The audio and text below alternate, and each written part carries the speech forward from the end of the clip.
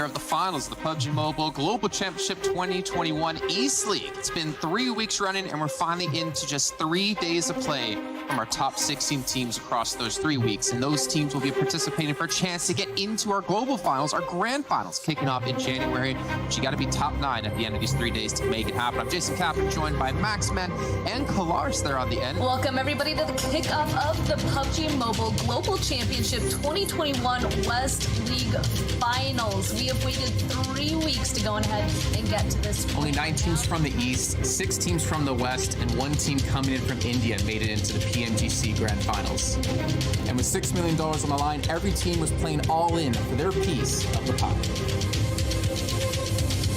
He's gonna get the dog and the finish and the wipe, and he falls in the end at the Xavier. They just get the chicken dinner. All 4 remain standing. Targeting slide away just like that. Knights, 5-2, huge kills on Eastern Star. The Damwon game, the South Koreans ruining everyone's day. Oh!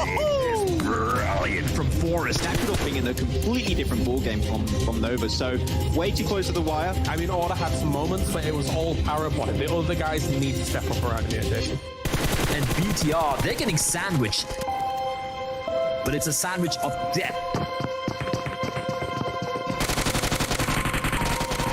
Maybe keep me in check here, but I feel like this is like the official end of a dynasty for Bigatron. 6 kills, Mufasa in the buggy, Bull setting it away. Where are you going? Where are you going? Said Frozen. I mean, everyone knew the Turkish teams were strong, but to have 3 out of the 4 make it into the PMGC Grand Finals was incredible. Such dominant consistency from these players. It is go time, now or never, into the crunch. Through the final day in the East, Nova slipped out of first place, opening the door for Xavier from Vietnam to take a convincing lead going into the final match. Much ground to cover. Somehow, some way, Damwon Kia have made their way into the circle itself on the eastern building. They lost Junie in the process. A second place is all they're looking for. And now, But Damwon Gaming, the dark horses from South Korea, they just wouldn't give up. and they make it. Perfect timing for Damwon. They back the players off the window. They move up just as the crunch comes in. And Damwon are fighting for this top spot. It is a massive pay jump.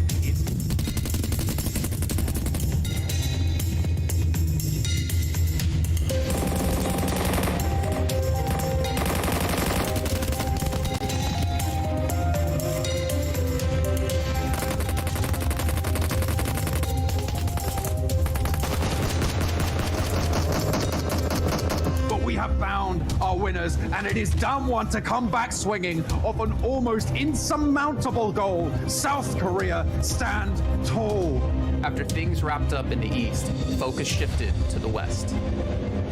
Going into the last 2 matches of the tournament, things weren't looking too good for Navi. And I feel like if Navi don't really make it in top 6, it has to be one of the biggest upsets.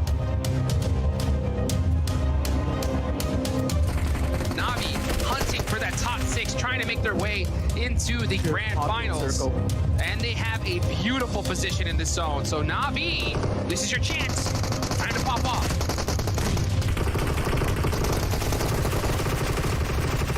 Navi have had a horrible tournament. All tournament long here in the finals, and clutching it out here towards the end. A beautiful zone blessing for them, and they're taking full advantage of it. After a huge chicken dinner in the penultimate match, Navi were looking good to qualify for the finals. Here goes Football is pushing it on to Navi in 4th place. Tixie behind the snake in the grass. They don't see him. He goes down. When is Tixie gonna pull the trigger? He's gonna devour them. He's gonna devour them. Oh, Tixie! Get 2. Almost got ran over. What's We're just the 3rd one down as well. What's going on? This is too intense. Tixie is screaming. Where are you? Still, with so much money up for grabs, every team fought to the bitter end to take home as much cash as I can't possible. believe this is how it's ending up. Ghost, next Rhea. Right now, everybody in the chat, put your hands up in the air for next Rhea's hands. And they're going to be counting a lot of $100 bills, but they're going to go down. Navi! Clutching it up! Where's Navi going to end at the end of this? I don't know. With the East and West League finals concluded, and our team from India locked in, we now had our 16 teams. The field was set for the grand finals. Biggest prize for a mobile game, of course, Esports for first place. Coming back as a millionaire team by taking first place alone in this tournament, that's just never seen before, and that's a lot of pressure. Come on, man. $6 million on the line, but all the players that qualified were pumped.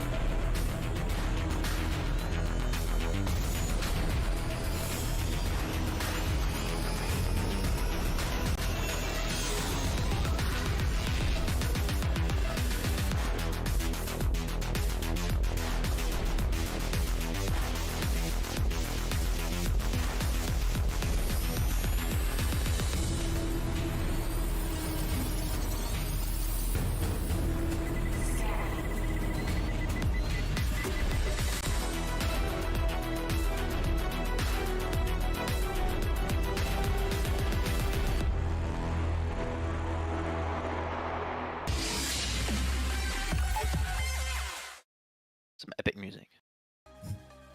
Hello and welcome back to the second day of the North America Campus Series. Of course, my name is TK. With me is Maxman, and we're going to be taking you through the second day of qualifiers as we get to see which will be the 8 teams moving on from today's performance and also taking up those final few slots moving into the grand finales. Yeah, only 8 slots now remaining, DK, going into the grand finals, of course. And we're going to see which one are going to be the 8 teams to make it to the next stage. We have 18 teams that are going to be joining us in the lobby today. And 18 is not even half, 8, sorry, it's not even half. It's less than half of 18 because that's how good I am at math, DK. Yeah, it's going to be really talented teams make it through yesterday, right, of Team A. When you think of that game changers that absolutely popped off. And I'm interested to see what level of competition we're going to be having here in Group B.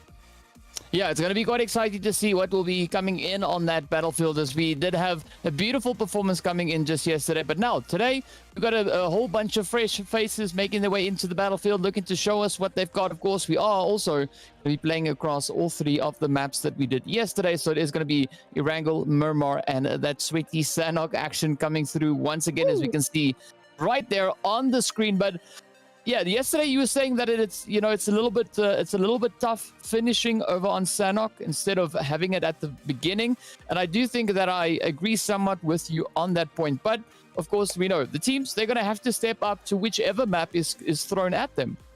Yeah, exactly. I mean, you can't really argue, you can't really complain, right? You got 3 matches, you got to make every single match count going into this, DK. So doesn't matter if it's Erangel, doesn't matter if it's Miramar, doesn't matter if it's Sanhok. It wouldn't matter if it's Vikendi because of my favorite map, but it's still not here. You know, I was hoping maybe today, didn't happen yesterday, maybe today, but not quite. But yeah, so Sanhok, if you guys are maybe not familiar with the game and the esports scene of PUBG Mobile, you have a strat which is called the heal strat, and it's basically you don't play the game. You play a different game and you play instead PvP, you go to PvE and you play against the environment. That's what you're doing in Sanhok when you're going for the heal strat. So we didn't see really too many teams, if not even, I think only one team really committed to the heal strat, and it was very late in the game yesterday. So if some teams of Group B listened to us, to DK talking yesterday, they could see a free opportunity to enter in the finals, like literally for free. So we'll see how things are going to go on Sanhok. But yeah, as you said, and as we talked about yesterday, finishing it off on Sanhok is not the best way to go, but you got to deal with it. It's how it is. Yeah, so of course the teams are going to be making their way into that first match, the bread and butter of PUBG, which of course is Erangel. I like how that kind of description became a thing, right? It was just like the map that everyone plays on. Now it's the bread and butter. It's the in and of itself, you know, the come all and be all of PUBG. But I gotta say though, it is quite entertaining to see what the team's doing. We know also the zone shifts coming in on Erangel also always bring a bit of a surprise element alongside with them. So it does keep the teams on their toes for a majority of that game as well.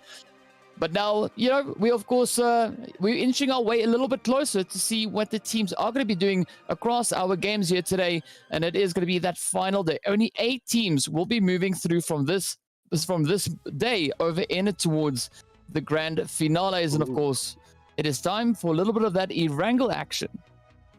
Man, we're really getting into the game. What's happening? That's way faster than yesterday. Oh, okay, I get it. I guess production looked at the chat yesterday and said, like, start the game, and they didn't want to see our faces anymore. I am heavily disappointed in you guys, but I get it. Well, here for PUBG Mobile, not for me and DK's beautiful face. I get it. Even though I did look like a Swiffer, and you just want to clean the floor with my face. I understand. But anyways, moving on. I don't know. I'm very mean to myself today. I don't know what's happening, DK. We'll see. A little bit of a self-deprecation every once in a while doesn't hurt anybody except myself. But first map is going to be Erangel, as you said, the good old OG map here, the good old bread and butter, making me hungry once more. But we'll see how teams are going to be able to rotate around this one. And as mentioned, you have 3 matches. You got to make every single match count. If you start off with a win, just like Game Changers yesterday, there's a very big chance you're already securing your spot in the finals. Yep, 100% agree with you on that one. And you know, I'd be curious to find out what the viewers think already. I do see a few shout-outs coming in the chat there. So there's a shout-out going out for the Overhaul Esports. There's also one then coming in for the players from J Nepal, I assume that is. Yeah, there's Nepal 3-star in there as well. And the other one is going to be Team Supreme. So great to see the support already coming in. We didn't have to even ask for that. The viewers are just so proactive and loving this action. Now, of course, we've got to see what our players are going to be doing as they now start to make their way on down. And I got to say, a relatively comfortable flight path here. Not too challenging, still allowing quite a bit of access to a lot of the regions scattered throughout this map. Yeah, the only main issue they could potentially pause is if you like to drop into Sanhok Island, which even if that's the case, you can get access, right? You pick up a car, you make it over the road, like it's literally not going to be an issue. Other than that, as you said, a very good plane path paired up with a very good phase 1 circle here. Dead center on the map, a little bit further up north, but very good in coalition with this plane path. So I literally cannot complain. And hopefully the players will not be able to complain either. But one point we brought up a lot also yesterday is the fact that we, instead of having 16 teams, which are normally in your typical competitive lobbies, you would have 16 teams. Here you're going to be having 18. So hot drops could be happening a lot more. And I'm looking at that southern George Pole area already here, DK. And I'm seeing like what was 3-4 teams. Like, man, we're going to see some early frags coming in, I think. Oh, yes, sorry. Of course, it's going to be quite exciting to see where all the action is going to be coming from. J Nepal now getting themselves going through that looting phase. But already we see a few hits already getting fired off here. And Admiral also now just looking for a quick approach on towards that southern bridge. I mean, I do think this could be quite an interesting rotation coming through for Overhaul Esports as they look to make their way down towards that Sanhok Island. We saw, of course, there's no one currently positioned there, and Sexy having a little bit of a challenging time getting the Uzi spray to work out on that bridge. Yeah, not the Uzi, actually. I was going to talk about is the Scorpion, and hitting those shots with the Scorpion, unfortunately, the bloom does increase significantly, with just a little bit of range. So, I'm actually impressed you even gave it a chance, but you know what? You never know. My lucky headshot or 2 back-to-back, and you actually elimination, so always good, worth a try. He's going to be getting the push, able to secure himself for that first nation for his team. So Jay Nabal already off to a pretty good start in this game. One elimination could mean that you're able to qualify. 1 point difference could be drastic. But while we have a little bit of time, DK, this is what happens when we have the start of the game where not much is happening. Normally it's the Miramar podcast, here's going to be the Erangel podcast. And we were looking at yesterday's game. Of a predicted bubble, right, to qualify top 8. We were saying maybe you want to aim around 25, 30 points. You should be good. Well, looking back on how things went yesterday for Group A, Esports were 8th place team to qualify with 22 points. So just if you qualify around that position to get more than 20 points, there's a pretty big chance you'll be able to go to the next stage. Yeah, I mean, I think we'll have a much better idea of kind of, you know, what that bubble could be after we have this first match kind of, you know, done and dusted to see what the kind of standard of play is coming through on Erangel. But I do think if we maybe aim for something run about, I don't know, maybe 15 points, let's say between 15 and 22, that could maybe be like a bit of a sweet spot to go for, but definitely aiming for 15, I think could definitely secure a position moving in that top 8. Yeah, I mean, I don't even know if team would be enough because you have number 1 team, they got 19 points and they didn't even qualify. So that bubble could be a little bit tighter than expected. So we'll see, but every point could count as here we go. That's going to be Goofy going for the engage. Just connect it with the, what I would like to call here, DK, the OP UMP. I still think is a broken weapon. Is it going to be nerfed? Probably not. But, hey, that's the way to nerf the weapon. Just roll it over, man. It's not going to work. That's for sure. Oh, easy limb. As now player 1 from a distance with a mini 16 trying to get a few one-taps in, but seems like he's not going to be able to make the most out of it. And Supreme might think to try and leave this position entirely. But that was a beautiful rush coming through with that vehicle that we just saw. And I mean, now it's all going to be up to the players here from Team Supreme to show us what they can bring it to the table as they continue further on. And of course, all the way up in towards the Georgia Bull crates, you can see the teams also just going about their business, looking to see if they can find any of that lovely loot. And it is going to be the players here from Squad X now just making their way through. They do have a little bit of opposition, but for the time being, we can see Daunt sitting all the way up towards that more northern side. And then, of course, just a little bit further down towards that eastern edge, they do have 2 teams also looking to potentially come rotating on through. But the rest of the phase is looking very, very comfortable. There's not a lot of contention coming in, and Forsaken Gaming can actually now look to set themselves up beautifully up in towards Rozhok and also have a little bit of that off angle, as we can see JP47 situated up in towards School. Yeah, there's actually a really good amount of positions teams could try and aim for here because you want to try and play around that river potentially in case of a harsh northern shift. I think the Garden is a good option, Rozhok is a good option, Ruins, maybe not Ruins itself, but the positions around Ruins like Sunken City. You can even go for Cube on the east of George Pole to control that bridge area. There's a lot of options available, and one thing I've got to say that I'm very impressed with this team is that, sure, we had a few little clashes back and forth in the early game. We did lose what I think is 6 players total, which is still a significant amount. But there's not as many hot drops as we saw yesterday for Group B. Like, teams have a pretty good spread. Most teams have their location down to a T. They know how to play. They know how to rotate off the back of it, it seems, because teams are already moving and we're just in Phase 1, about to transition into Phase 2. So yeah, it seems like this lobby is well oiled up and ready to go forward with these games. So I'm really hyped to see what's going to be brought to the table here. Yeah, indeed, we are going to be looking, just sitting here nailed to the screen to see what the teams will bring on through. Of course, now Squad X getting themselves a little bit more mobilized here.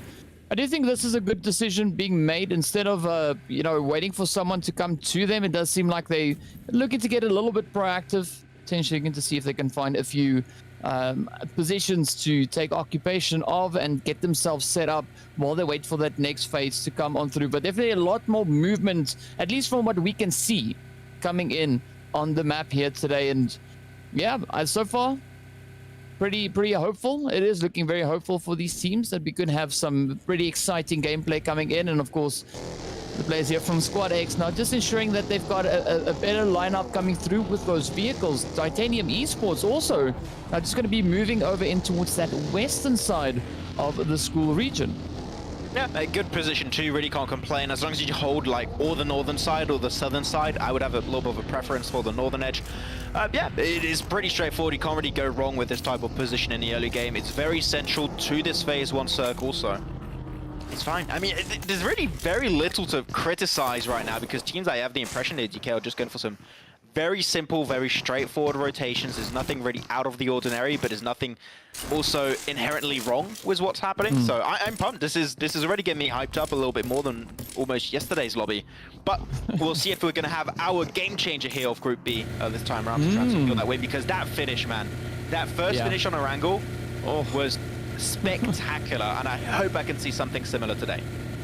Yeah, they actually chose a very, very fitting name for their first performance there. I mean, that was essentially a game changer from them right there. But yeah, I gotta agree. We gotta see who's gonna be our game changers coming into today's performance. And we'll see the players here from Rare all the way up towards that northern side of the map. You see the lovely Saverni just up ahead of them. And ooh, a little bit of vehicle action coming through there as well with a beautiful save, not allowing that vehicle really to kick over into the roll. But yeah, now we see where the teams are looking to move themselves into, and I'm liking that northern setup coming through, as it is going to be allowing the teams to, you know, to make it into a few later phases should they decide to kind of just keep their distance for the time being. And down south, we've got the rotations coming through as well, starting to head off of that Sosnovka Island. But now we have that lovely shift heading over on towards the western side. So that position up in towards school, that's going to be Skull and Pachinki is going to be quite an interesting angle to be holding now. Yeah, very, very worthwhile. I would even say if you want to go for Pachinki Hills, it would be a good option for the time being. Maybe not a long-term option, but at least for scouting, I would have to say that it's sweet spots to go for right now. Yeah, it seems now they're going to have to go for the rotation. Rare is going to be one of those few teams. What's happening with the cars? I think this is not family-friendly. So we'll have to move on from that one. Otherwise, we're going to get age on YouTube. We don't want that. But moving out, here you go. Shari, though, looking for a few shots forward. Not going to be able to connect too much, but they're just making sure here, DK, that this is our building, okay? We paid rent, okay? You're not going to be able to over and take our homeland. And I know there's going to be pushing you away for the time being, so nothing really to jump on. This is almost a point when I start talking about anime, but I'm not going to do that. I'll hold on. Anime, maybe at game 2, but game 1, come on, like, gotta be kind of serious, I guess. But maybe getting a little bit more involved in another fight here, DK. Oh, yeah, definitely seems like Titanium Esports will be looking to pick up any potential hits they can find. Squad X also now just positioned over on towards that western side, so could be a little bit of a potential pincer play coming in. And of course, the players here from the Kaki crew also going to be looking to see what they can find up in towards the ruins. Supreme position on towards the northern side, and player 1 coming once again with some beautiful hits. One hit taking a little bit more than just one hit, enough so that they have to look to try and bandage up a few of those wounds before even more damage finds it onto them. I think I'm going to have to call the police against that IGN. We're going to have to change it. That's not allowed. False advertising. Oh man, I don't know. What are you drinking? I'm seeing DK right now, guys. You can't see him. He's drinking something. What is that concoction? What is that? It's Oros. It's like a tropical fruit concentrate. You know, you just add water into it. That sounds tasty. It is, and yeah. So it makes my water taste nice. that's a way about it, I guess. Yeah. Didn't expect that also. I hope you enjoy your water. Enjoy your water, man. Maybe it's weird. I didn't know water had calories before, but I guess it does now. I guess that's how water goes. It's the new meta. Yeah, it's watered down though, so you know there's not too much to worry about. You water down your water? Oh man, come on. Yes. That's a bit weird. That's a bit weird. Yeah, and then you just add ice, you know, so then it's fine. Oh my god. Though we did see the circle shift, it did come up a little bit more over to the western side. A lot of teams already pretty central compared to yesterday. I have the impression a lot of the teams tried to play edge a lot more, so it seems like we might have a little bit of a shift on meta in the campus series, which is interesting. Not really something I expected. It's definitely a really big different approach to how the circle rotation happened. So push of Supreme. in the castle position of Ruins. Good position to hold on to and to scout from, but to move away from here, DK, I do have my doubts because I do not believe the next circle will be in their favor. So they need to already start thinking of the future and when, and not only when, but how are they going to leave? Yeah, it is going to be quite a challenging position to rotate out from that angle. I mean, yeah, I got to agree. Moving or defending from that and moving in, much easier than it is to leave. And I do think it could be a beautiful setup for the teams now that we see in the vicinity, depending, of course, on where this next phase is going to be going. But it could be a few potential plays coming through on that front as Ruins is now getting slightly jam-packed with players. And, of course, Private is going to be looking to pull the vehicle into the building or right into the front door just to make sure that it's a little bit safe, at least for the time being. Now, we're waiting to see where this next phase is going to be taking us, but I'm liking the aggression now getting dialed up by the teams. They're moving closer. Skipper now just tapping away again, landing more than one hit over onto one hit. Yeah, they're going to be currently playing Dauntless in what I like to call the Church of Coops. Sorry, not of Coops, the Church of Loops. That's a very similar name, but if you guys don't get the reference, probably want to loop back on PMGC 2021 and you're... Not even 2021, actually. What am I saying? 2020? Man, it's going back. That's an old reference. A lot of people are going to get that. Damn. We'll see. We'll move on with that. Currently, though, Headshot Hill's also going to be in play, so team's going to have to be very wary. Potentially a position that is good to hold on to. I mean, we saw Game Changers hold on to that position yesterday, right? To a very big amount of success. But if you're just a team that's trying to rotate through Headshot Hill and a team has already set up shop there, that's where things could be a bit tricky. So just keep that in mind. Wary traveler when you're making your way through Headshot Hills. So, Skipper on the rooftop of, or as I like to call it, the Church of Loops. It's going to be getting a little bit of info, but Supreme and Dauntless, I'm not really expecting this fight to go any further. So it's just a little bit back and forth. Just send hi to the neighbor. His neighbors are not that friendly, it seems, as he's going to have to go for the first aid, but the push is currently unfolding. Oh, now it is going to be Seastun Tigers Rubric. Now quickly looking to get out of that pressure situation of already the rest of the team getting taken down. So Trickshot and Killshot both getting sent back alongside their teammate now as a Team Sudden Death laid down devastation, and with that, our 17th, or team rather, taking that 17th position. Now make their way back into the lobby. Down to 16 we go, so two teams already getting eliminated. But this Headshot Hills region, as you said, right, a team already being set up here is it could be quite devastating for anyone looking to rotate in. But we've seen a few plays come through where teams are actually managing to find a good counter assault to come in and, you know, just to bring in their own little bit of carnage. But Squad X holding on towards this western side. I'm curious to see what the players there from Supreme are going to be doing with their own position. But now, of course, just on the outskirts of Pachinki, we see the players here from Mint Gaming also now just looking to tap away a few hits. Man, it's a very sad generation when where you see the word mint, I think of NFTs first instead of like actual mint. Like, I don't know. I don't like this timeline. I don't like where we're at in life currently, but it's how things are. Oh yeah, so far some teams that had a pretty good rotation. I like GR's position in particular, trying to rotate through the more southern eastern edge of Pachinki. I haven't really seen anyone try and Pachinki Hills, which is a little bit unfortunate. I think that's one thing that makes me pretty sad when I watch some Erangel games and teams just neglect Pachinki City, but it's been happening for now. There we go. You can't really blame them. Yeah, you can't really blame them right now, but you know what? This circle, though, very far over to the eastern side. But I think it's pretty much, we can call this a hard shift.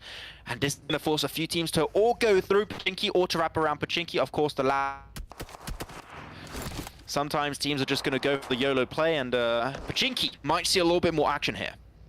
Yeah, I definitely could see a little bit more love coming in its direction. But it is now, of course, going to be the players for the side of Team Sudden Death getting themselves caught in a little bit of a challenging angle here.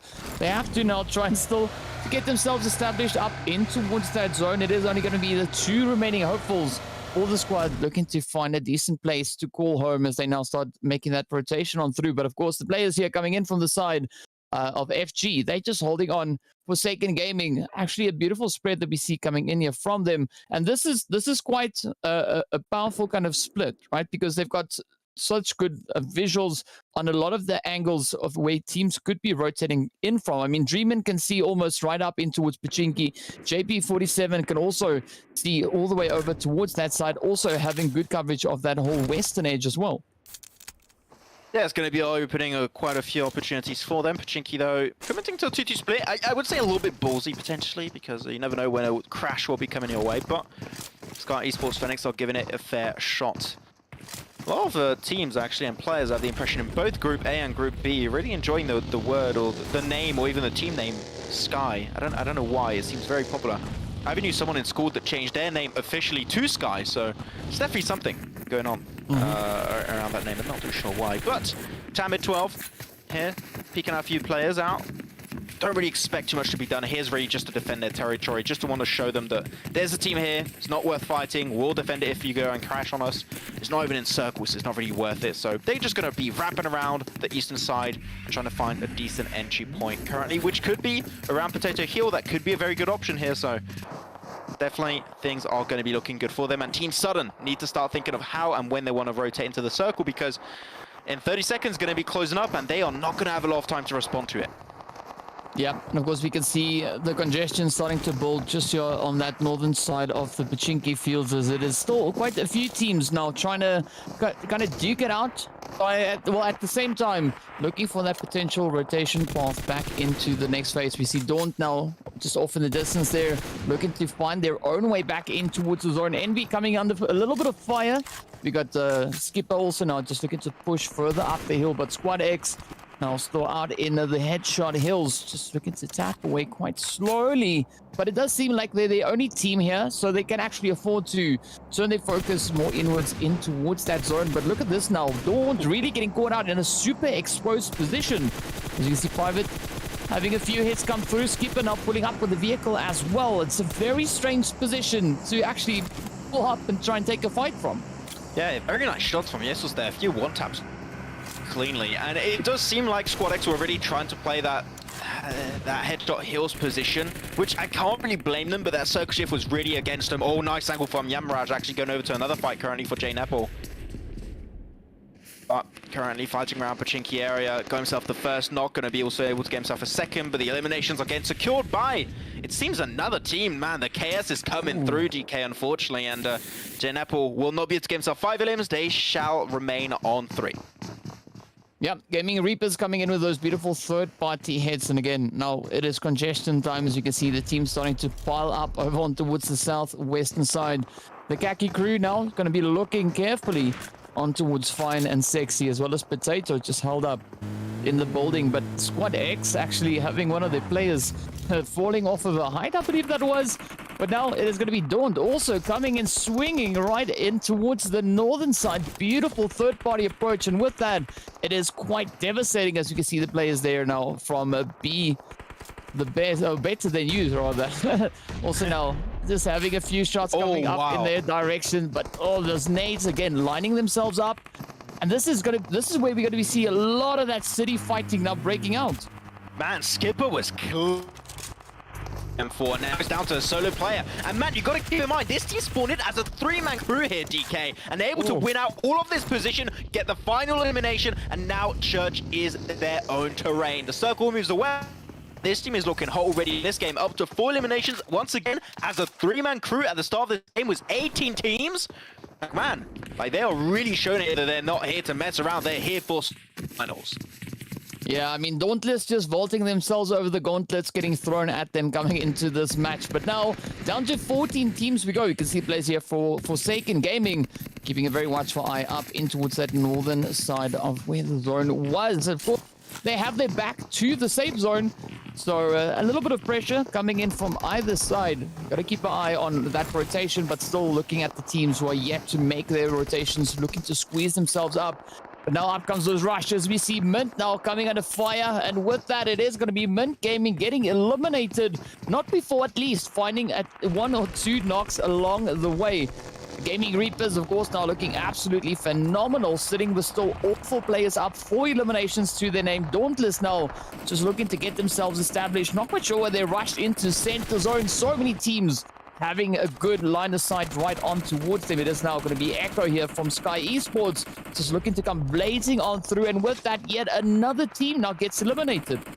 Oh man, things are starting to heat up right now. Sky Esports Phoenix though currently in what I would call the best position here, DK. Nade range not quite going to be there for the nades to connect onto Dauntless, but you know what, it was a fair attempt. And looking at Sky Esports, might be time to try and regroup as a 4-man crew, because it will be really hard to defend this position. You're going to be offering opportunities for teams like Jane Apple to try and go for the push. Nice nade though, right through the window.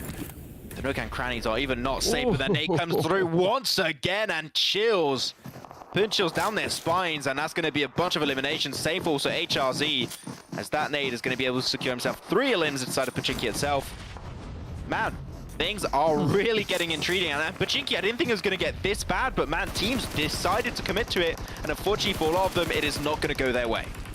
Yeah, it's definitely quite an entertaining Erangel so far, and the action just going to keep on building. As you can see now, the players here from Rare trying to hold up that northern defensive. It is going to be the players coming through there from Forsaken, still looking to squeeze the way on in. Kaito nice. coming under the heavy fire as that nade finds a beautiful connection. Meanwhile, Daunt are going to be pushing up right onto the edge of zone, taking quite a few hits, but managing to just duck in behind the hard cover. We can see the players there from Overhaul Esports also now just positioned down towards that southern edge.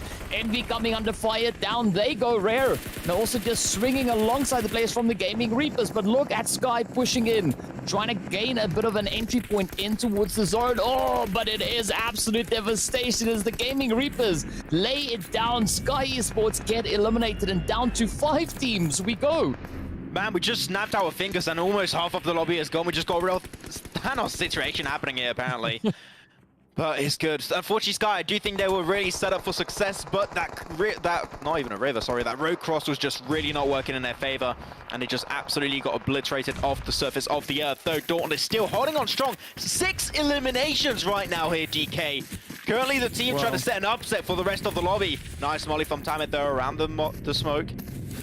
Doesn't really get anything done off the back of it though, but good attempt is going to buy him quite a bit of time. Now the nade, no cook done though, so they have time to reposition. Going to try and refresh that smoke too. He's got himself a good angle. He is there as a solo player, so he's really trying to buy as much time as possible with those smokes. But holding the angle, trying to go for the res. The res does come on through. Currently back to a 1v3 scenario. And Tamed, not too sure. That nade, oh, there was an attempt. There was something original there, but it was unfortunately a smoke, I believe. It seems like he is out of aggressive utility. Oh, now the pressure's going to be on Tamed. Now just needing to try and get themselves out of the spot. It is such an uncomfortable position to be on in. But of course, now Forsaken also now focusing their efforts back to getting themselves situated in it towards the zone. The players here from Dauntless also just up ahead, sitting on those 6 eliminations, coming in from the western side. But now it is going to be the showdown as we see Tamed now the last hope for sudden death getting taken right on down. Forsaken Gaming going to be coming right in towards that northern approach. Dauntless Private coming under fire, taking several hits. The rest of the squad also very exposed in their positions here. But now Bane trying to sneak on up. Oh, tries to laser through the grass there, but does not find the angles. That was not the play from Dauntless. They tried to leave that positions, but now they're getting pinched. Now they're getting backstabbed. They should have taken care of the threat of Forsaken Gaming before pushing in. And now they will pay the heavy price of death right after that play. A little bit more utility will come in. There's still a chance they can get the res with the hay bales, but that smoke road still exists. There's still an opportunity for Forsaken Gaming to push their way in after they get the res onto Dreamin. The res comes through. Back to the 3-man once again, up to 7 eliminations. While on the other side, yourself one team holding strong against everyone else. That's Gaming Reapers right here, DK. And they got the split, they got the angles, they got the spread. That's something that the other teams currently lack. So Gaming Reapers here looking as a very clear contender for the chicken dinner of game number 1. Yeah, they definitely do. And up comes the pressure now. The rush coming straight on forward. The crossfire coming on in. And with that, it is going to be Melody K getting taken right on down. Ducky, the next one to fall. Down goes Spain as well. Eric now left to try and defend. Left to try and hold on through. Dauntless trying to push on in. Envy gets taken right on down. Eric is going to be the last remaining hopeful right here for the Gaming Reapers. It is going to be a 1v1 push to the finish. There you go, right in the smoke, doesn't have the idea. Ducky's going to get there, hoping for the first aid to go after the res. But can the res even come on through? He's not going to get up. The smoke's about to dissipate. The nade gets a little bit of damage done onto Tun. Doesn't quite go the entire way. He's going to give up on the res. Does get the flush. But the off angle is still there. You've got to be careful. Back behind the crate he goes. And Eric does not get flushed away. And now the 1v2 has been created. And now they just pray, and that is exactly what happens. Game number 1 of the day is over for Group A, and Forsaken Gaming will take the W.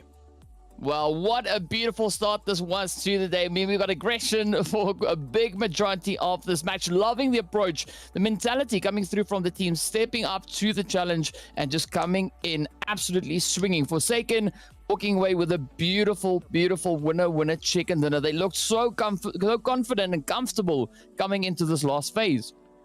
Yeah, they look very, very confident here. They're also a very on the side of Gaming Reaper, so I think they were a very clear contender, but Pain really coming through as the MVP because you had 2 players of Gaming Reaper onto the more western side of that fight, right?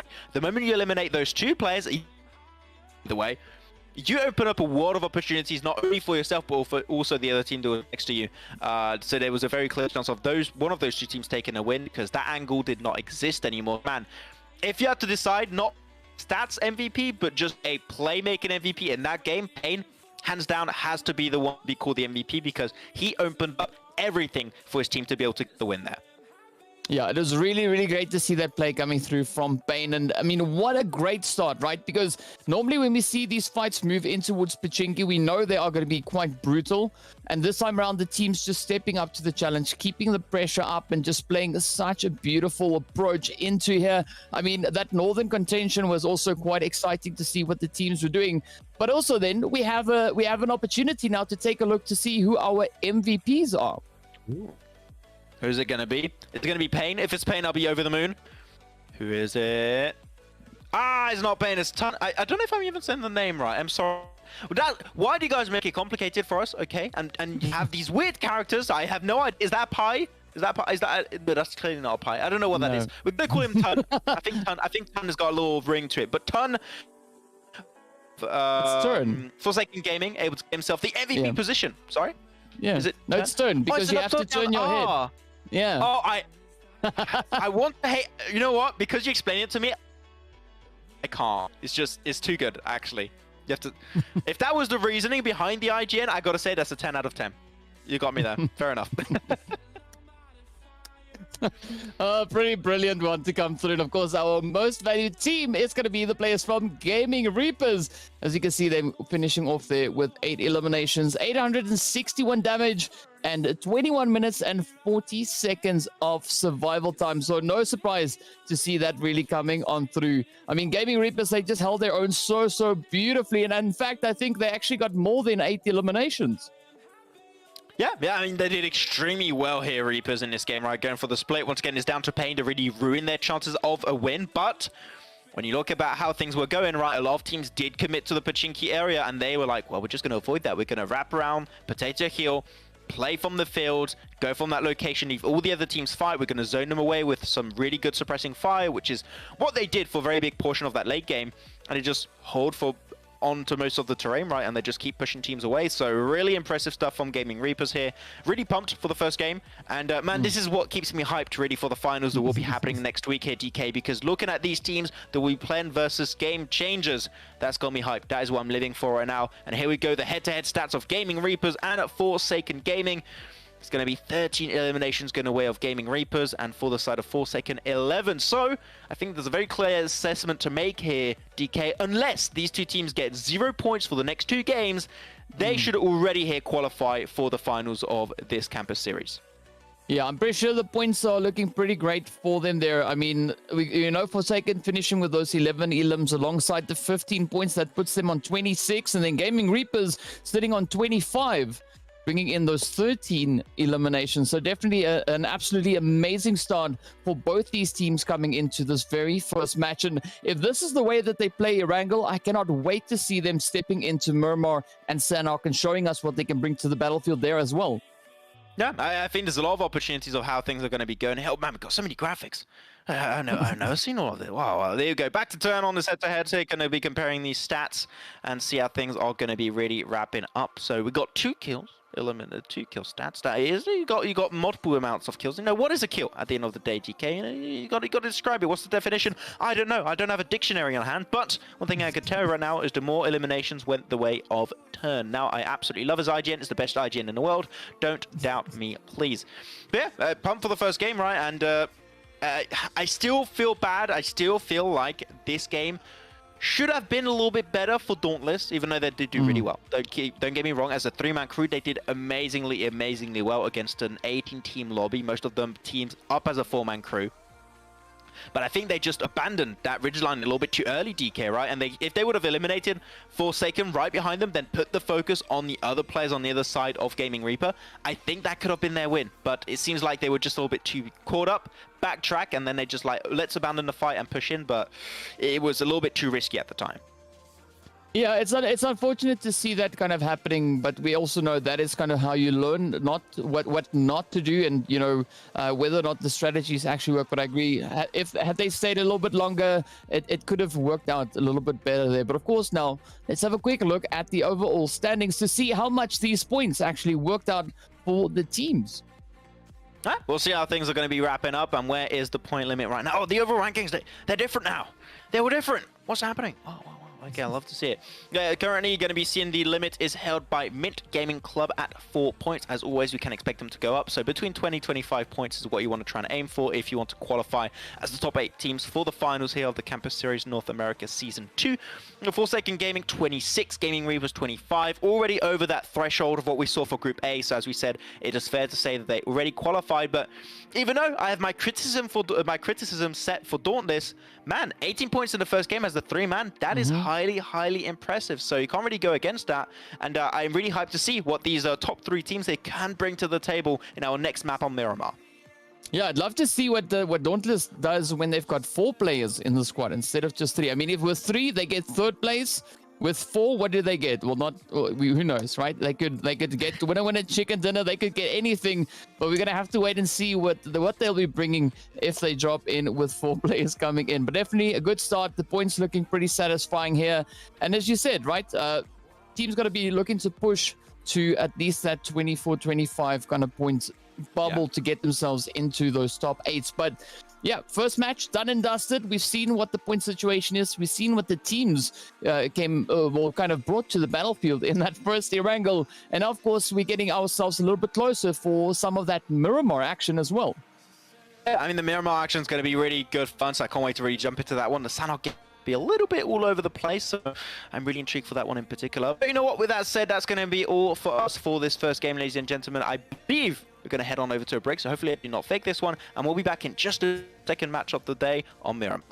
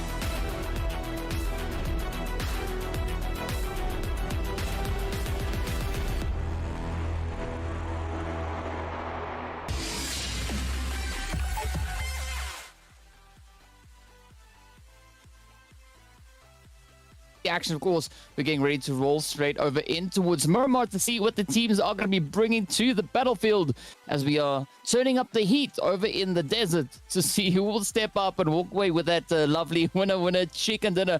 Already, as we saw the players there from Forsaken picking up that first winner chicken dinner.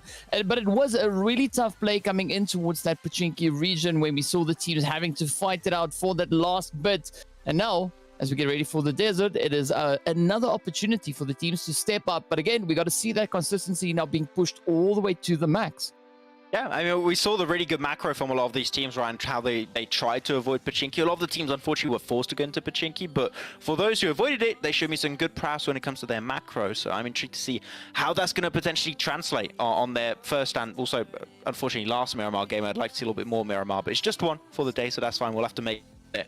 But yeah, as always, right, we're going to keep on saying it. You got one map of each. If it is your best map on which you know you perform extremely well, you better make that map count. And happened to be the case last game for a few of these teams, and is hopefully for some of these teams. Because the cool thing, right, is even if you have two absolutely horrendous games on the first two games, right, one good game, it's all you need if you want to make it into the finals, right? Look, one chicken dinner with a good amount of and you're instantly into the finals of the campus series. So don't lose hope. It's not because you have a bad first game you can't make it. It is not a marathon. It is a sprint, one pop-off game, and you're done. Yeah, definitely one pop-off game. Of course, let's have a quick look at the maps once again, just to remind you where we've been, where we're going, and what is still in store. We're making our way right into Miramar, our midway point of the day, looking to see what the action will be and whether or not all those macro plays can now be put to good use, and see a few teams actually now just looking to step up and gather a few more of those points. You said, Max, it only takes one good game to try and lock in that potential slot moving into the grand final. So I'm excited to see what they're going to be bringing to the battlefield. Yeah, normally I keep on praising the word consistency and how important it is as the game starts. Apparently, match 2 is coming up very soon. Here we go. We're here for it, all guys. Don't worry. It was a prank. It is a prank. But yeah, we keep on praising the words of consistency, you know. Well, even though I never thought I would ever say this in my lifetime as a caster / analyst / me, or whatever you want. Consistency doesn't really matter in the semi-finals, right? Just as we keep saying, it's one game, but consistency will matter a little bit more going into the finals. It will be 2 days, 3 games a day, so 2 maps of each. So there's that little bit of adaptability that can be done. If you have a bad first Erangel or Miramar or Sanhok, you can adapt entering that map for the second time on day 2 of the finals. So hopefully time will be taken for these teams to work on that and improve on a few mistakes, iron out those mistakes if possible. But so far, I got to say, for Campus Series, I did not really know what to expect, but I am impressed by the level of gameplay from some of these teams, and especially the level of macro that I've witnessed from some of these squads at the top. So I hope these finals are going to be an improvement upon that. Definitely great to see the potential lying, in the collegiate region of these, where these teams currently are. And yeah, I got to agree. The first season was quite entertaining to watch the team step up to the challenge. Second season, going to really see a little bit of an increase in the performance and the focus that the teams are bringing to the battlefield here. But it's going to be that opportunity for teams now to get one of the only few places in the zone to get themselves set up. Well, this zone, though, sucks. I'm sorry, I don't like being that brutal on the zone. The zone did nothing wrong, but it did. Okay, this is a hate crime. I hate this. You're going to prison for this, okay? A lot of water in play, so we're basically already in, phase 2. Could even potentially say we're on road to phase 3 right now.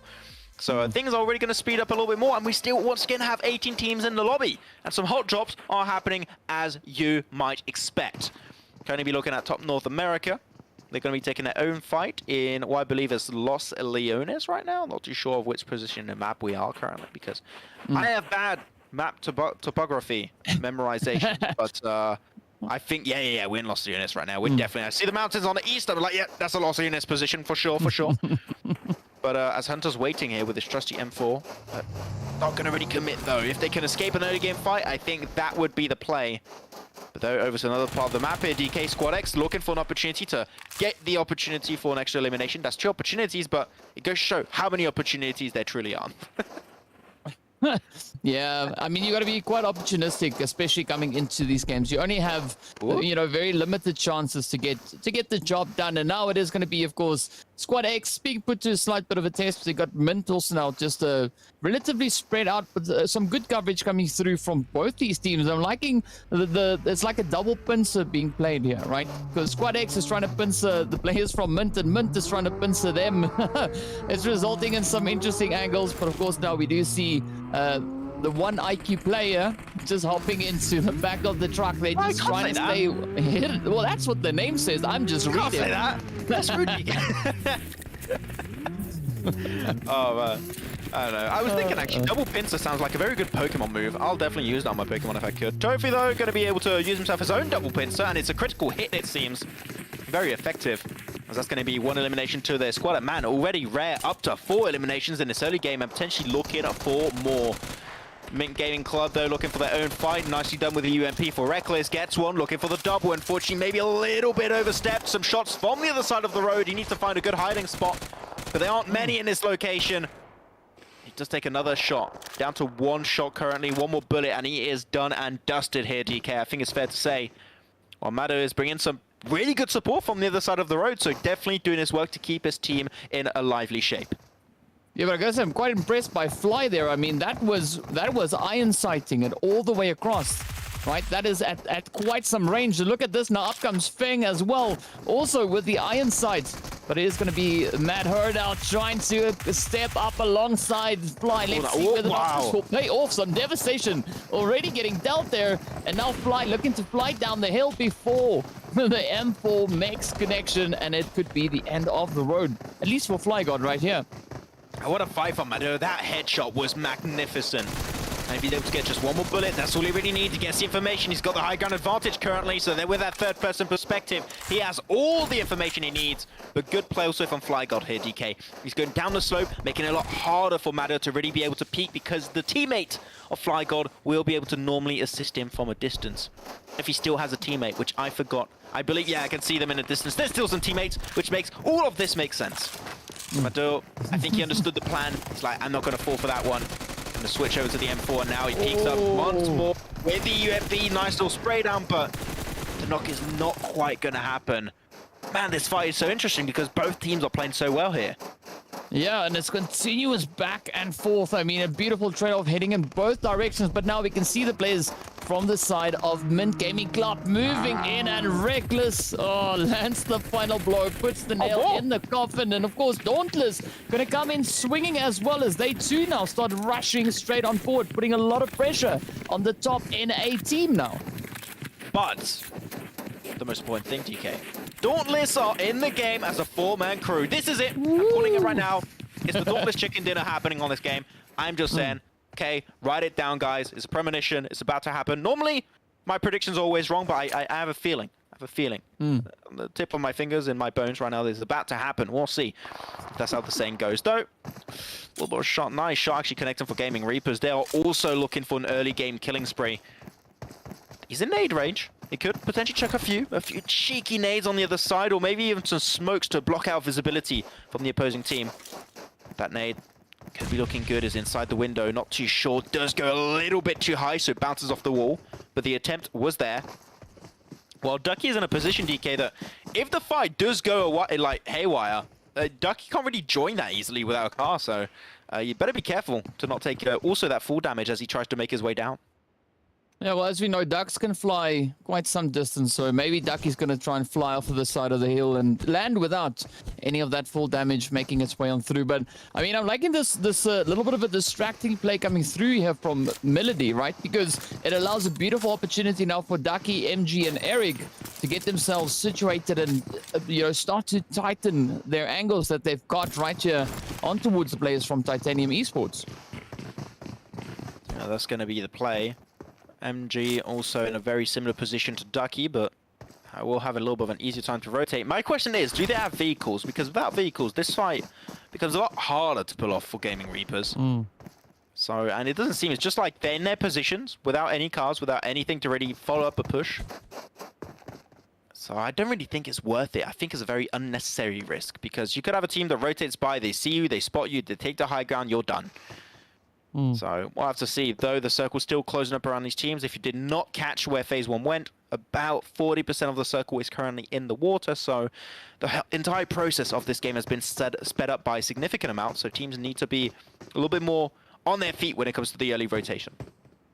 Yeah, definitely need to be quite on their feet with those rotations. And as we can see, the players here from Titanium and Gaming Reapers still very much positioned on the outlying regions of that zone. So either they got to focus on getting themselves rotated back into zone, or they're gonna have to rush the fight, just get it done and over with. Otherwise, both of the teams are going to be suffering. And you know, at the end of the day, that's all we want to see. We want to see the teams make it as far as they possibly can, without taking too much of that collateral damage. But now it is going to be the players here from Nepali 3-star going to be rotating up from the northern side, but not a super aggressive rotation, right? Just doing enough so they can get themselves at least within the zone for the time being. And of course, a nice little compound right here up ahead of them to call home just for a few little seconds. Oh, we got some replays. Man, I'm seeing graphics for the first time, just like you guys on the stream. I didn't know we had this. I'm enjoying it. It's cool. Fills in the blanks. We're looking at some of the good plays of our first match. If you guys did not catch it, you can go look back on the VOD. And if you did not catch day one with Group A, you can also catch the VOD, which is pretty cool. And that was unfortunately the time where I asked for the UMP to be nerfed, and it got nerfed ASAP, way faster than I expected. But that's one way around the hurdle. Yeah, Goofy came in with a beautiful rush right there, and it's great to see these highlights coming through. But of course, you know, we are on Miramar, and this is where we can see the IQ player now cooking up a nade, looking to see if it will reach all the way across there. Ooh, loving this back and forth. You can see it's going to be Rafi and Tamid holding the position just up ahead. But are they going to be able to get that push all the way in? No need even, just send the nade over. Beautiful pounce on the rock, explodes right above IQ, and up comes that rush now. Reckless looking to bring in a little bit of fortification here. Oh, so close to nearly picking up that hit. Rapi now comes in a quick dash, but also quickly dropping right back behind that rock. Tamid now, meanwhile, will get traded, and now it is still Feng and the rest of the players coming through from the Mint Gaming Club, looking to see if they can pick up Rafi in that trade-off. Yep, only one player though, should be a pretty easy picking here. The nade of Feng opened up all of this fight. And as a three-man, Rafi only has one thing he can really do, is pick up his belongings and run away. Gets him to the car, and they're going to go for the rest, so that's going to buy him even more time, but it's pretty low. 1 or 2 bullets hit DK, and that should be over for Rafi. Takes one shot, and the bruiser will be enough. They go even further and beyond. They exploit the car, and that's it for Team Starters. They get eliminated in a 16th position. 15 teams now remain. Well, either you go big or you go home, right? I mean, why just shoot at the vehicle if you can just as well blow it up and, you know, finish on a bang, right? It looks amazing. I love it when these vehicles pop. Obviously, I only like it if it happens in game. IRL, it's a different story.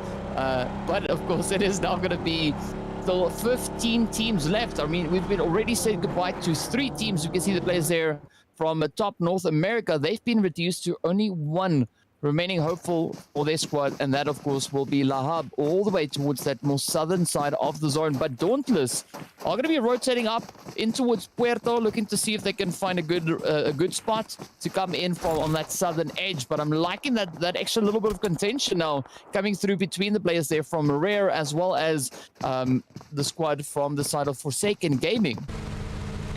I'm already seeing one position that's great here. Is over to the east of Impala. I had this exact, and I mean this exact circle DK happen in PMP Western Europe, and that position is golden. But Matt, ooh, what did we just witness? I mean, that's the way to do it, I guess. Like just pushing it into a pickup truck with 2. Was that it? 2 M24s I witnessed. Yep. Yeah. Yeah, I mean, like they came in with a pickup truck to pick up the elims. I mean, I can see the this strategy really that they had. This is the most American thing I've done. Like, we're really in North America right now. You can't tell you that much. God.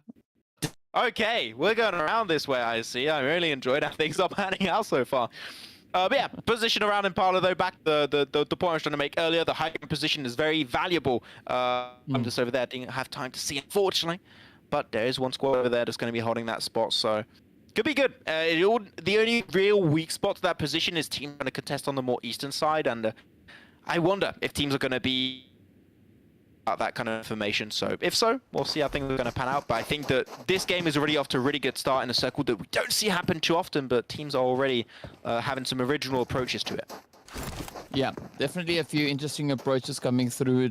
As we can see, the teams now just looking to see what they can find. I mean, Rare Tofu right here on the front line. The rest of the team, fortunately, not too far away. So there's going to be a good approach coming in, a little bit of an information gathering process there. And it is, of course, now going to be Lahabia just looking to kind of sneak around on the edge of zone. Of course, the last remaining hopeful for top North America, but a very centralized position, so definitely not a bad rotation coming through right there. And now we look to see what the rest of the teams are going to be doing, as we do have that blue zone closing further on in.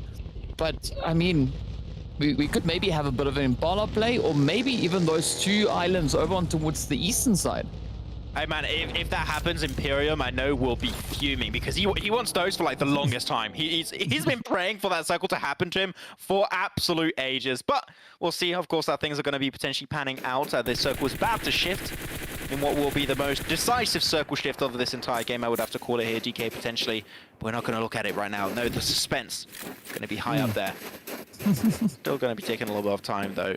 J-Nep, although, had a relatively good start in terms of position last game. Unfortunately, it did fall flat on his face later on, so they're going to try and aim for retribution right here. That's the main gaming club. Still on the move, and already up to 7 eliminations, where we're only down to 15 teams. Like, man, that means out of the 3 teams eliminated, they were involved of 2. So, man, they are looking for eliminations early in this game. Yeah, that's mint, eh? That is absolutely mint. Now, we see those rotations having to make their way all the way to that far southern edge, and actually overall Esports not in a bad setup, as we can see them sitting all the way down towards that more southern side. No, yeah, is it them? Yes, indeed it is. Right, all the way to that far southern side, so good position. Of course, now Giant getting those Giant tires stuck in the lovely wedge caused by the terrain. There we go. All right, they get out of that position. It is going to be better than you. Now also looking to apply a bit of potential pressure. We can see them now just on the outskirts of Impala. Nepali 3-star going to come flying in. I'll give that jump a 3-star rating as well. 3-star, oh man, you get 3-star rating from DK. I am telling you, Lil Life is great. You know, I wish I would get 3-star from DK once in my life, but I don't think that's ever going to happen. It's just not meant to be. Though, First Gaming also in a good spot. A Butcher, though, here in a gas station. Unfortunately, a little bit too far away from his team, so that res very low chance of actually happening, while I think a flush might be on the horizon. But man, the angle from Tez is disgusting. And they just get everything done from that. What a shot from Tens. Better than you, really, indeed, living up to their name here. And now the gas station could be the next position they're going to try and set their eyes on. Yeah, I wouldn't be surprised if they moved in successfully, you know, up in towards that gas station. But first, they have to get that rush. They have to make the play for it, and it does seem like they are getting themselves situated right there. Rare, of course, going to be applying a little bit of pressure, just keeping the heat up as they come in from that eastern edge. But the players also then from Overhaul playing that southern edge. Dauntless, hot on their heels, looking to see if they can find a bit of an opening here. But again, still trying to play this ridge line. Don't want to overexpose themselves unnecessarily. But I mean, looking at overall Esports, they are just like, you know what, it's fine. Keep the south. We'll just move ourselves a little bit further in towards the zone. I think that's a good option for some of these teams to try and play around that. But Dauntless still up as a 4-man crew. I'm telling you, I'm calling it. I think this is going to be their win. I think this is going to be their game to take home. And they already pretty much qualified for the finals with that first game performance, but they want to go even further and beyond. They want to become the SpongeBob of the lobby. I don't know why I said SpongeBob. No, they just want to be the sponge of the lobby, not the Bob. Take that away. I don't know why I said that. That just came naturally without meaning it. Yeah, Saitama though, still looking to get that little bit of a one-bullet shot. As the team is now looking to move forward, they know the circle's not going to be in their favor, right, DK? So they want to be a little bit more proactive than what we saw game number 1. It is good. I think that maybe it was a little bit too slow last game, or maybe even a little bit too fast, but they were feeling on one of the extremes. Here they're just trying to go in the good middle part, just right, good timing to move into the circle. Up north, some teams are also looking to make their rotation known by the rest of the lobby. There you go, 3 eliminations, playing with his food, and bonk on the head. That's it. That's kill number 5 going their way. Yeah, definitely another good start for coming through for the players there from Dauntless. We can see Red Tofu now taking aim on towards Rubric as that knock comes right on in, and it does seem to be a little bit of a challenging, worrying position now for them to try and close that one off. But it is going to be the end of the road, as we can see the CSUN Tigers now making their way down to 3 players instead of having that full entire squad left. They also came in with a bit of that 3-1 split as well, a slight bit earlier. So curious to see what's going to come through from the remaining players. But now it is going to be Rare looking to push up on towards Forsaken, and Turn now having his turn of looking to defend the building. Oh, wow. Okay, that's a full-on crash here. 1v3 coming his way. Turn, can he turn this fight around? Not too sure about it, unfortunately, but you never know. There's a chance when you have an IGN like that. There you go, right peek through the window with UMP. Takes no damage. You literally could not start off this fight any better. That's good for the double, but now he's one shot. Got to be careful. How are you going to follow up that fight? Are you going to try and heal off? It seems like that's going to be the play. He's going to get pushed through the door. You don't have time to go for the res anymore. And he gets surprised and he is out of the game. But what an attempt from Term. You know what? Even though it did not work out, I got to say, that is worth praising. Yeah, I mean, you got to give the big ups there to Tofu. That was a beautiful rush. The timing on that was just exceptional. And with that, of course, they now sit on a very comfortable 10 eliminations to their name. Players from Mint Gaming going to be pushing in from those northern territories. You can see they've got a few players waiting up ahead of them. It is going to be the Nucleotide team. It's just waiting right here on the ridge lines, just trying to play this terrain. Sky also now going to be looking to just have a bit of an exchange here with Rare, but it is looking to be quite challenging for Juan there. As you can see, the hits now continue to fly on through. Quick in a little bit of a troubling position there as well. Seems like that's going to be the case, but Juan spotted away by Xionzi. He's going to jump out, wants to confirm that one. He sees a teammate actually from a distance, so I'll take a few pot shots there. Back into the buggy he goes. Going to be leaving the scene quick. Trying to live up to his name here, trying to be a real speedy boy. Speedy Gonzalez on the move, and he does make it away. That's going to be still double-digit elimination count here for Rare DK. And man, these guys are already shredding it. And not only that, they're up to now 11 actually. Can't even say 10, right? They've got to increase and outdo me. But they are also up as a 4-man crew, also being a very clear contender for the second chicken dinner of the day for Group B. As now Mint going for their next team to take down, and that's going to be Trick Shot and Kill Shot around the corner, up on that cliffside, while Mint are looking to chuck their utility forward to get those 2 extra frags. Oh, but now, I mean, Killshot just trying to hunker down here, just trying to ride out this position. But I'm liking this more covert approach coming through from the CSUN Tigers, right? I mean, both the shots here, Killshot, Trick Shot, both of them just playing it so cautiously, just trying to keep as quiet as they possibly can. But at some point, they will have to move. As you can see, they are not currently positioned within that zone. Reckless also now just going to be keeping their ears open to look if they can pick up any of those audio cues to have a bit of a better idea where to expect any of these shots coming through. Those nades, of course, will be cooked on up. As you can see, Fly just looking to try and bring a little bit of that reinforcement in as they move forward. But are they going to try and stick around or now disengage completely? As it does seem like Mint is going to be looking to make that push to get themselves in towards the zone instead of potentially hanging around and waiting to see at which point that play could be coming through from the CSUN Tigers. Yeah, I think they were aware the MV and another team are currently playing on the high ground position just down south of where they were. So if you're going for the fight, not only are you taking a fight versus another team and you do not know how many players are there, there's also a third party that you know as a fact is going to be unfolding right after, right? So I would say that was definitely the proper play to go for, not a fight you want to go for at that stage of the game when you still have 10 teams alive. But apparently 3-star here. So looking to eke their way forward down in the southern edge. They're not quite in a circle, but they are suffering the wrath of the gods as they get completely thrown out of the game. Back to the lobby you go as they get eliminated in 10th, 9th, 8th? I don't know, because 3 teams just got eliminated in a matter of seconds. DK is going too fast. Wow, it is going at light speed as the teams now start falling left, right, and center. Better Than You going to be trying to push in from that eastern side. As you can see, Tens now just trying to tap away Dauntless positioned on towards the southern edge, holding that high ground position. But of course, the players from Overhaul Esports still to make their rotation coming in from that northern approach. Envy also just looking to hold up a bit of a play. Not quite sure whether or not these shots are going to find their way all the way across just yet, but definitely worth the try, as we can see. Oh, another devastating blow getting dealt into Rare now, as they too have to pack their bags and make their way right back into the lobby. Overhaul, though, not going to be able to really hold on to that position up northeast. They've got to move forward. Dauntless also in a pretty good position for now, but the circle's closing in 20 seconds.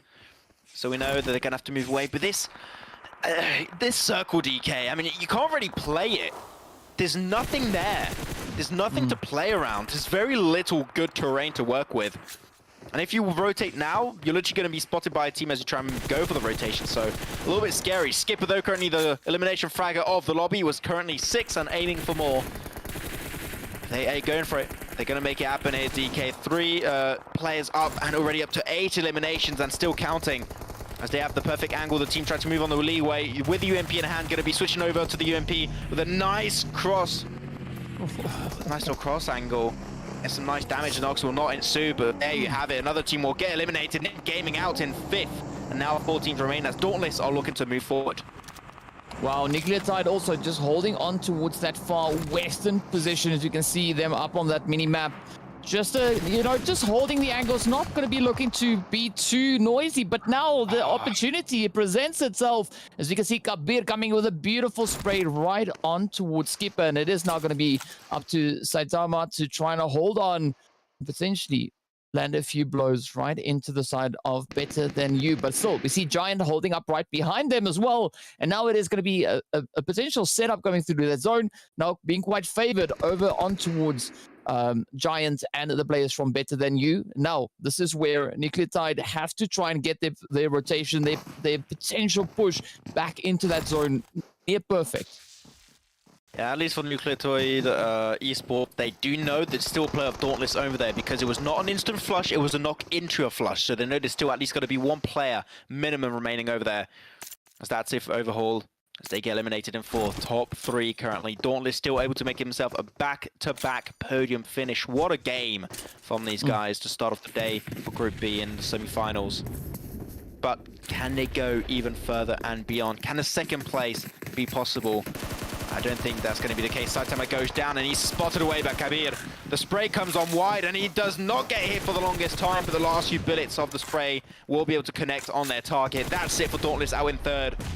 But now the focus is going to be switching on over. Better Than You looking to take the win away, and they secure it in style, DK. Better Than You secure game number 2 of the day for Group B. Wow, that was a beautiful play coming through from Better Than You. But I got to say, I mean, it's a very, very satisfying performance that we saw them holding the ground there. I mean, Butcher just laying down the devastating sprays. And with that, of course, ensuring that they got that winner-winner chicken, that it was such a difficult position actually for Nucleotide to play because they had no real angles to utilize, right? They were out on that kind of plateau. And I mean, well, obviously it was looking quite favorable then coming through, as they could just pop up and Better Than You could just lay down with the hits. Yeah, I do have to say though, this circle, this entire, not even just circle, like this entire game was really rough for a lot of the teams, right? Because with how circle went at the very start, you had a lot of water. It did show some semblance of centering on top of Impala, and then you have southern western shift after southern western shift after southern western shifts, and teams had to keep on readjusting, which is not very easy to do, right? So I think a few teams did that pretty well. Dauntless, even though you could say they did some really good rotation, it was a very straightforward option for them, just entering from the more southern side through Puerto Pariso and going straight up northwest. Pretty straightforward game from them, but some teams did show some very impressive stuff. And man, especially, I think we had like, 2 teams fragging big time in the very, very early stages of the game. Like, you don't really see that happen too often on Miramar, so I have the impression we're almost seeing the campus series develop its own meta, which, you know what, maybe not that much, because this is not the professional scene. Like, players, teams will try things out, and if it sticks, I mean, other teams might try and start doing it too. And had a very interesting start of the game, and I'm really hyped to see how Miramar this aggressive in the early stage. Man, Sanhok, I'm expecting like 10 teams to die in like the first 2 minutes. Okay, I'm telling you, it's going to be fun. Well, who knows? I mean, that could definitely be a possibility. But of course, we are going to be popping over into our MVPs to see who were the stars of the show right here over on towards Miramar. And I mean, so far, it's been quite difficult to predict who that was, but we don't have to come up with those predictions. It is going to be Skipper from Dauntless taking the MVP slot, coming in with those 5 eliminations. You got to call 911 because we've got an emergency on our hands. I like that. I agree with that. I agree with that, TK. You know what? Respectable. I don't know, it makes it way worse when like the co-caster normally spots out a joke that's been made. But that's fine. Otherwise, but yeah, Skip is able to get himself some 6 shots with what I believe was a M4 plus UMP loadout, which I think is like one of the most meta, if not the most meta loadout currently in competitive, so you can't really go wrong with a loadout like that. And he did some really good impact. 911 damage, not quite reaching the 1000 damage, but still a very good attempt to do so.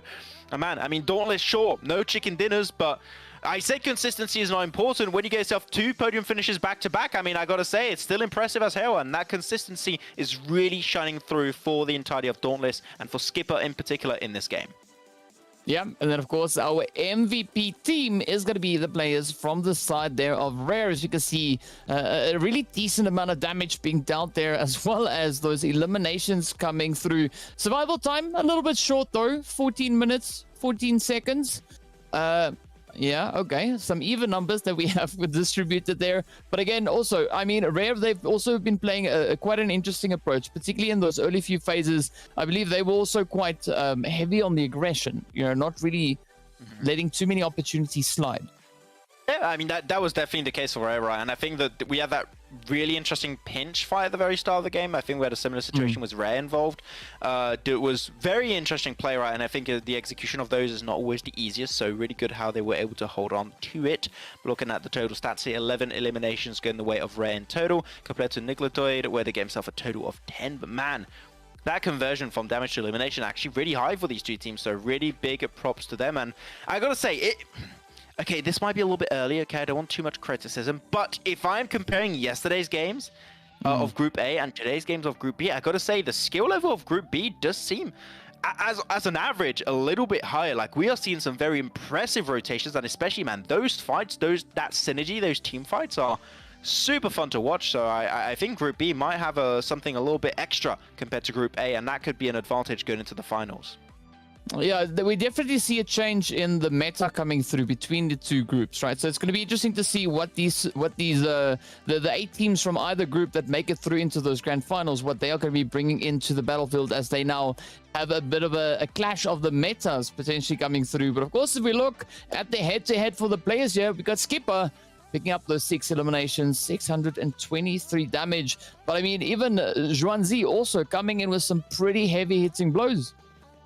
Yeah, Xonzi able to get himself some really good damage done for Rare. Out of the 11 eliminations, 4 of those are dedicated to Xuanzi. So really able to make a big impact on the lobby, I think is fair to say. And then because the amount of games is so small, right, it could be down to an individual performance that you're able to make your team qualify into the finals, I think is a fair assessment to make here. So really happy with how these 2 teams have been able to perform. But I gotta say, they say don't pick your favorites, especially as a caster, you can't be biased. But man, Dauntless, I think there's something special here. I really think there's something special that other teams maybe do not quite have. So I'm really hyped to see and to follow their adventure going into the finals, because they made it. Okay, it's fair to say they qualified. DK, no doubts in my mind.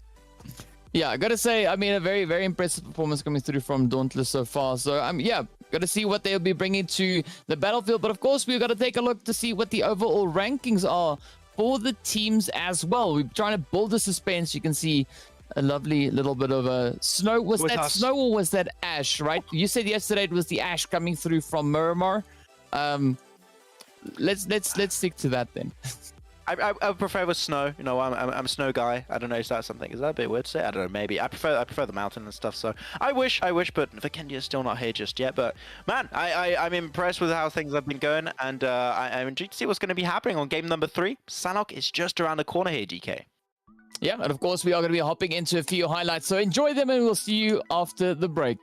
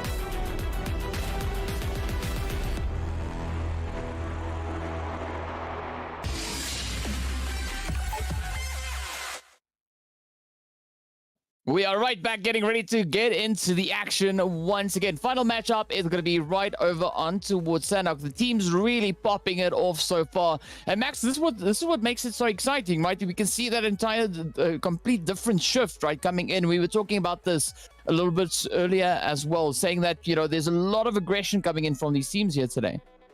I mean, exactly, yeah. We talked about the difference of meta between what we saw in Group A and what we saw in Group B.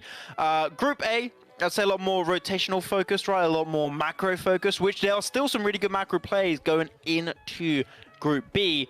But I think that if we look at the overall rankings at some point later on down the line in today's broadcast, on socials like we did yesterday, I think you'll see the teams at the top are very, and I mean very kill focused, right? Which is very interesting to see. So I'm really hyped to see what's going to be able to win out in the finals. Is it going to be Group A with some of the teams that are playing a lot around their position, or Group B playing a lot more around their eliminations? I think there's a lot of dichotomies that could be happening there.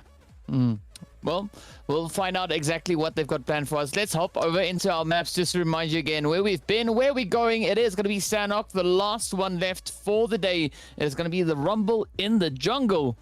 Teams get themselves locked and loaded and possibly already having climbed up onto the plane as we get ready for a little bit of that close quarter combat. And looking at what we've been seeing coming through from the team so far, I think I agree with you, right? That we could see quite a few teams dropping in that first 2 minutes. Yeah, I think that's what we're going to be seeing potentially here. Are we going to be seeing some hot drops in boot camp? And especially if Kalaris is here, he would be here hoping with me that we're going to see the DBS early game fight, the ka-chonk, as we like to call it, in the early stage. We'll have to see, but the game start is going to be match number 3, ladies and gentlemen, the last match of the day. And we'll be here to crown our top 8 champions and see who will advance to the next stage, aka the grand finals of the Campus Series North America Season 2 edition. And here we go, pretty northern playing path here. A lot of teams dropping already early for the Northwestern Island, already making me think that we might see a lot of teams go out in the first few minutes of the game. Yeah, looking at already just at what the current spacing is there, but I'm also quite curious to see where the zone is going to be going. You know, yesterday it went over in towards that northwestern side, ending up on towards the mountains there. So already quite an interesting shift coming through on with how the teams kind of then approach that Sanhok. But now it is all down to what this next zone will bring on through. A little bit of that hot drop action right in towards boot camp. 3 teams right there alongside. And it is going to be a little bit of a hot and sweaty play coming through as Sudden Death finds himself situated a little bit more on towards the northern edge. It is going to be Sky also sharing the position here with them. But up comes that rush now as Tamid looks to get, or rather trade up Echo in the process. Really nice. I believe that was a headshot connecting. Tamid is struggling and switches over to the Thompson, but really getting outdone by Sky Esports Phoenix here. Eco able to get himself the reload, 25 bullets. His teammate's not there to back him up just yet, unfortunately, and now he's down to just 1, while they're all securing every single elimination in the lobby. Rafi taken on down to 1 player though for Sky. 1 over to the QBZ, goes for the spray, connects it onto 1 HP, DK. And the teammates are not there to back him up. That's 1, that's 2, and he's confirming everyone in the lobby right here. And that's going to be still, despite a very rough start, 3 eliminations going their way. Yeah, really great play to see that come through. Now we turn to that main building. As you can see the players there from top North America holding on to main, looking to see whether or not they can potentially land that final blow into the side of the players there from Sudden Death. But I mean, Jean was so close. Like if there was a strong breeze coming through the warehouses here, that could have been enough to send them right back into the lobby. Fortunately, of course, being able to quickly readjust that health bar, getting it back into where we would like to have it. But now this is where things take a little bit of an interesting shift coming through for Sky, right? Because they came in with 4 players, and now they've dropped down to only 1 remaining hopeful. And it is going to be a little bit more of that, that more calculated approach coming through for the rest of this match, at least for them. Yeah. Now, of course, Sudden Death. Oh, that hurts my soul. That hurts. Seeing 2 barrels of DBS missed like that. That stings, but you know what? We'll have to move on. Unfortunately, that will be entire squad also eliminated in 18th position. AKA, you get 0 points, and if I could change the rules, you would even lose points on that. That's how the rules should go. You should be harsh if you get eliminated before the top 16. Though rotations happening here from a few other teams already crossing the river. You've got a few teams over there onto the northwestern side. Other than that, a lot, I don't know if you agree, DK, but a lot less hot drops than I was initially expecting for a Sanhok game. I thought we were going to have like 3, 4 fights breaking around the map. Like, no, things are pretty respectable for the start of this game, which is very odd. Yeah, I mean, well, it is a little bit odd, but it's also quite satisfying to see at the same time. Again, it's very similar to what we saw coming through on Erangel, where the teams all, you know, dropped down rather scattered, so we didn't see any crazy action coming through. And I do think that's a really good start for the teams. But now at least we have at least 2 points of contention, right? It is going to be Bootcamp as well as Kampong. So it's going to be Dauntless pushing in on the players over on towards that far eastern side. It's going to be the squad from Forsaken Gaming, if I'm not mistaken, looking to defend their position in towards Kampong. And also, Painan also having a little of action coming in that direction. There's going to be players there from Nepali 3-star now holding on, and they actually have a few visitors there from Titanium Esports looking to push in. That could be an interesting one. Titanium Esports could have a good opportunity, but I've even seen a few angles taken, especially by Nepali. So that eastern hilltop could be their really good defense point to stop teams from entering inside Painan itself. So we'll see how the fight's going to be going on down later on. Though for now, not much is happening. As I said, a little bit more passive than initially expected going into this game. Jesus also around the western edge here of boot camp, trying to make their way through. But man, it must be a little bit stressful for a few of these teams, right? This is our final game here for a chance, for an opportunity at Glory, an opportunity at $8,000 here to qualify into the finals. So, man, for a few of these players and teams, like, this might be the very first time playing in a tournament where you get to this pivotal moment of an event, where it's do or die, basically, and dealing with that for the first time, like, can be rough on teams, and that is what shakes you a little bit too much, and unfortunately sometimes makes some players fail.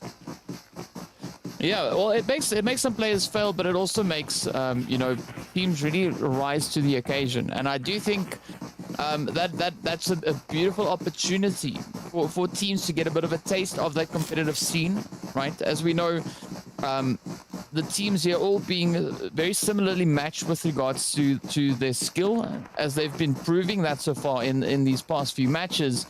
But I do think it's healthy, right? You can only learn and improve from this point moving forward. Exactly. I mean, if you're able to take every single game, every single tournament as a learning opportunity, that is how the best teams improve. I mean, if you think Nova Esport started as a world champion, you would be heavily, heavily mistaken. I mean, they were not born and like, boom, oh, they're going to win PMGC. Like, no, that's not how it goes.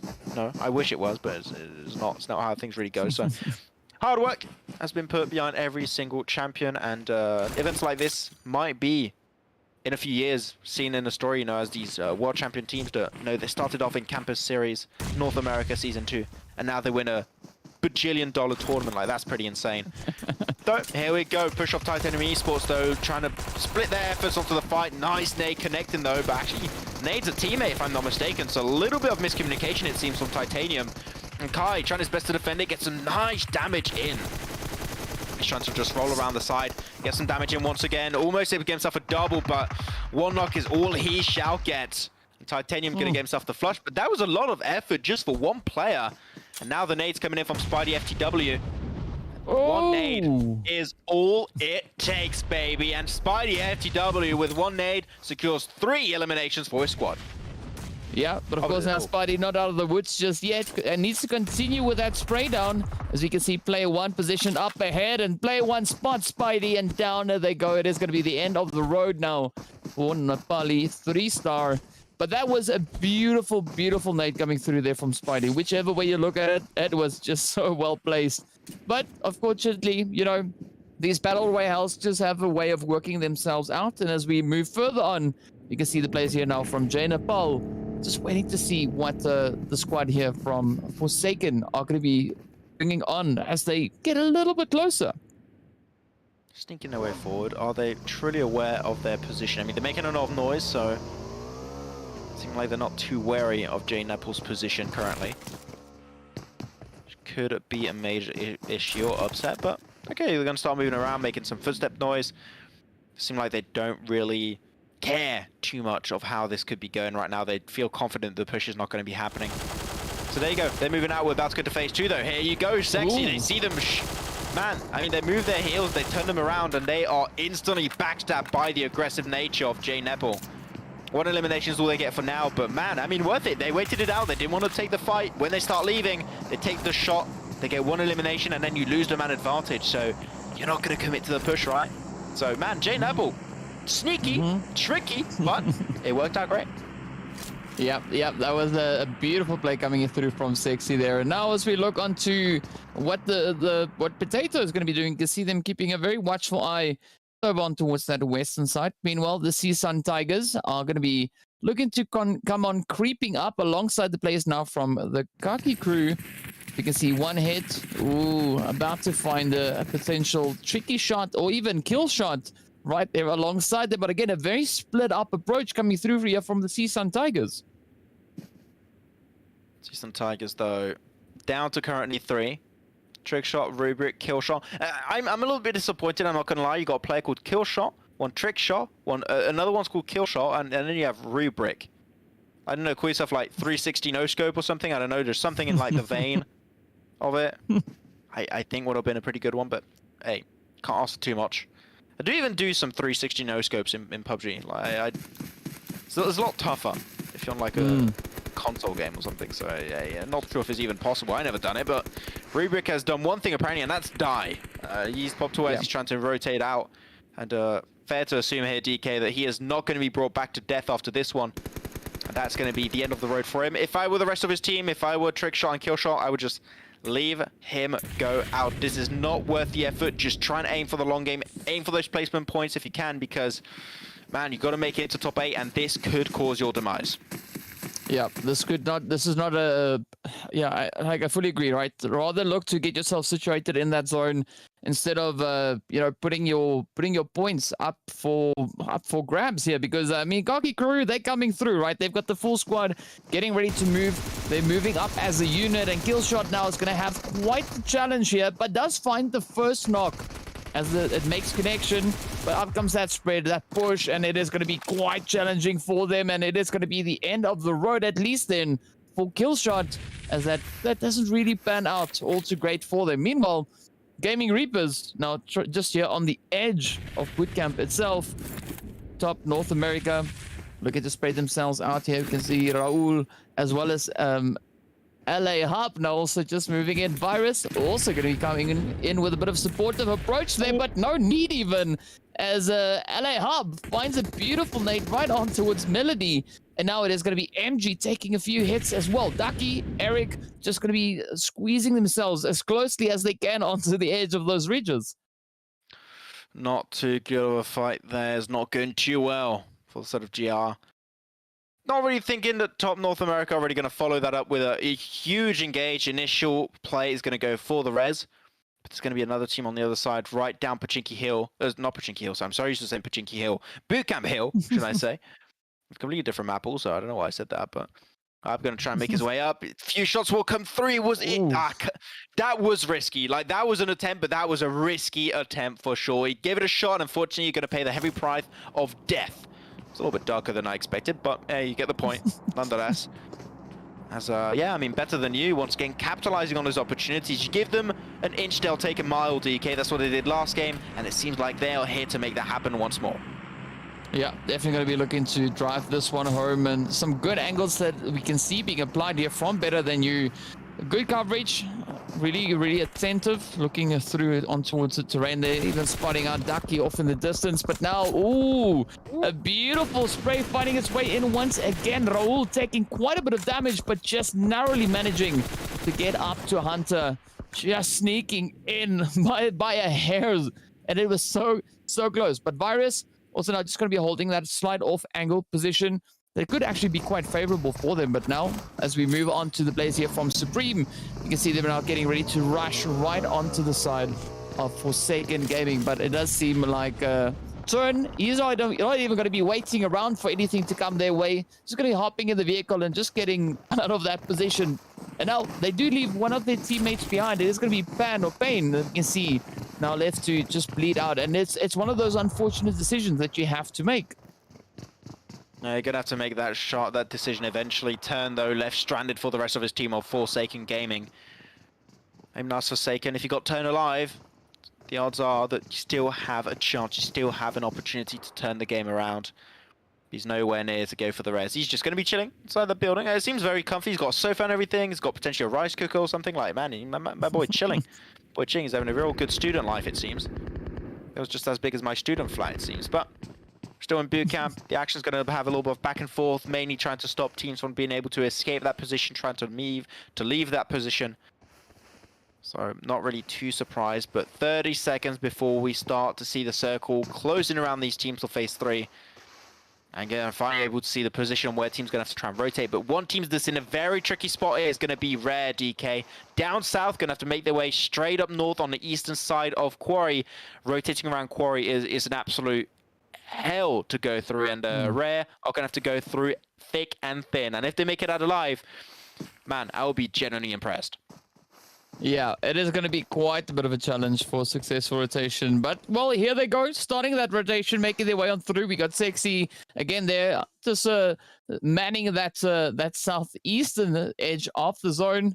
It's going to be a slow, steady approach now coming through for Rare. Of course, Dauntless all the way up in towards Ban, as we can see them keeping a very watchful eye on the players there from Gaki. But it is also now the players from Better Than You taking aim on towards the players here from top North America. Lahab already getting taken down. Virus also off in distance, but up goes a beautiful range spray as the players here from Squad X just capitalize on their high ground angles. Ooh, risky position to go for the res, but he's still going to give it a shot. One hit.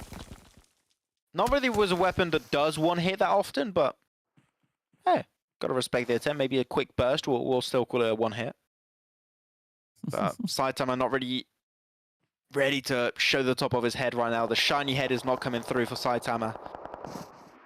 So nothing will come of it just yet. 13 teams still up and running about, but what was that? I don't know if the POV was correct, and depending on what Saitama was doing, was he shooting or not? I don't know if there was a little bit of delay, but if he was just standing there, I mean, you're literally asking for it. So, yeah, I mean, deserve, I guess? I don't know.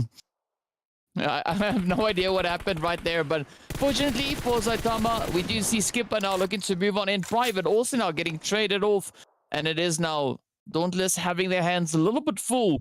Envy also now going to be rotating up towards private to potentially get that res pulled on through and get the numbers back onto 4 players. But I'm liking this approach coming through from the Kaki crew, right? They're just tapping away relentlessly, trying to make it so challenging for Dauntless actually to get a successful raise in.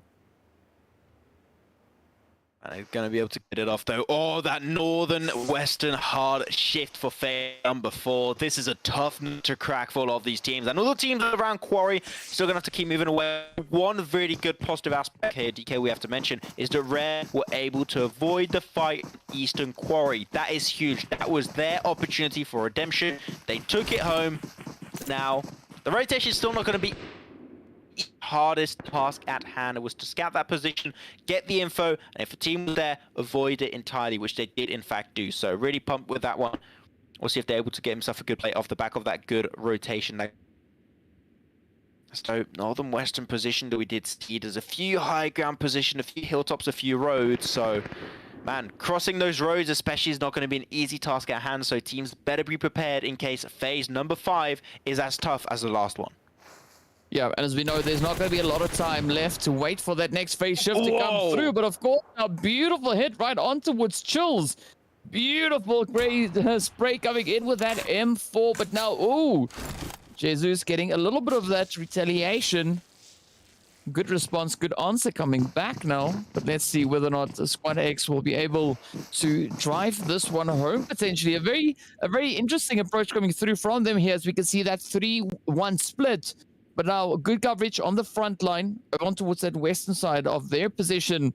But now they got to try and make these strategies work on through. Of course, the players there from the Gaming Reapers are going to be looking to move in from that more northern side. And of course, then the players from Better Than You also right here up on the plateau. So definitely a few interesting angles being taken up here. A few interesting angles indeed. Phase 4 is now going to be closing up around these teams. Mint Gaming Club already on the move. 2 eliminations to their name. We're going to try and claim a lot more. I'm not sure they're going to be able to move out of this one. There's a little bit of a standoff with Overhaul Esports. Not an easy one. Feng, really good nade going to be chucked towards Giant's position. The first aid coming on through. 2 more seconds. Boom. First aid connects. He's got 17 first aids here, DK. That's the one thing that stands out to me. So we will be having a team committing to a heal-off strat. But Feng, I believe, a little bit too far to really have an impact. Giant is not going to move an inch, while Feng is just going to bleed to his death because of the blue zone. Yeah, so that is one play that is going to be a little bit of a difficult one, at least then coming in on that position. But as we move on, it's going to be Jay Nepal now, also looking to find their own way on into that zone. Supreme now also taking a few flames there. Better Than You looking to push in from that western side, keeping their eyes nailed onto the players here from Overhaul Esports. As you can see, it is looking pretty tough now for Admiral. Oh, there goes the confirmation. So it's been locked in. Better Than You. Tens coming in some good sprays. First one for Tens now getting picked up. Butcher, meanwhile, a little bit further forward on towards that edge of the zone. Up comes Feng now, also trying to make a quick rush in towards the zone. Fine, meanwhile, getting traded off by the blue zone. Private picks one up, and now we see a lovely mass migration coming in towards the zone. Still have 12 teams left as we make our way through this 5th phase. Yeah, Better Than You already up to 5 eliminations. Down to 3 players, though, so it could be a little bit harder if you deal with a 4-man crew, which they are doing right now.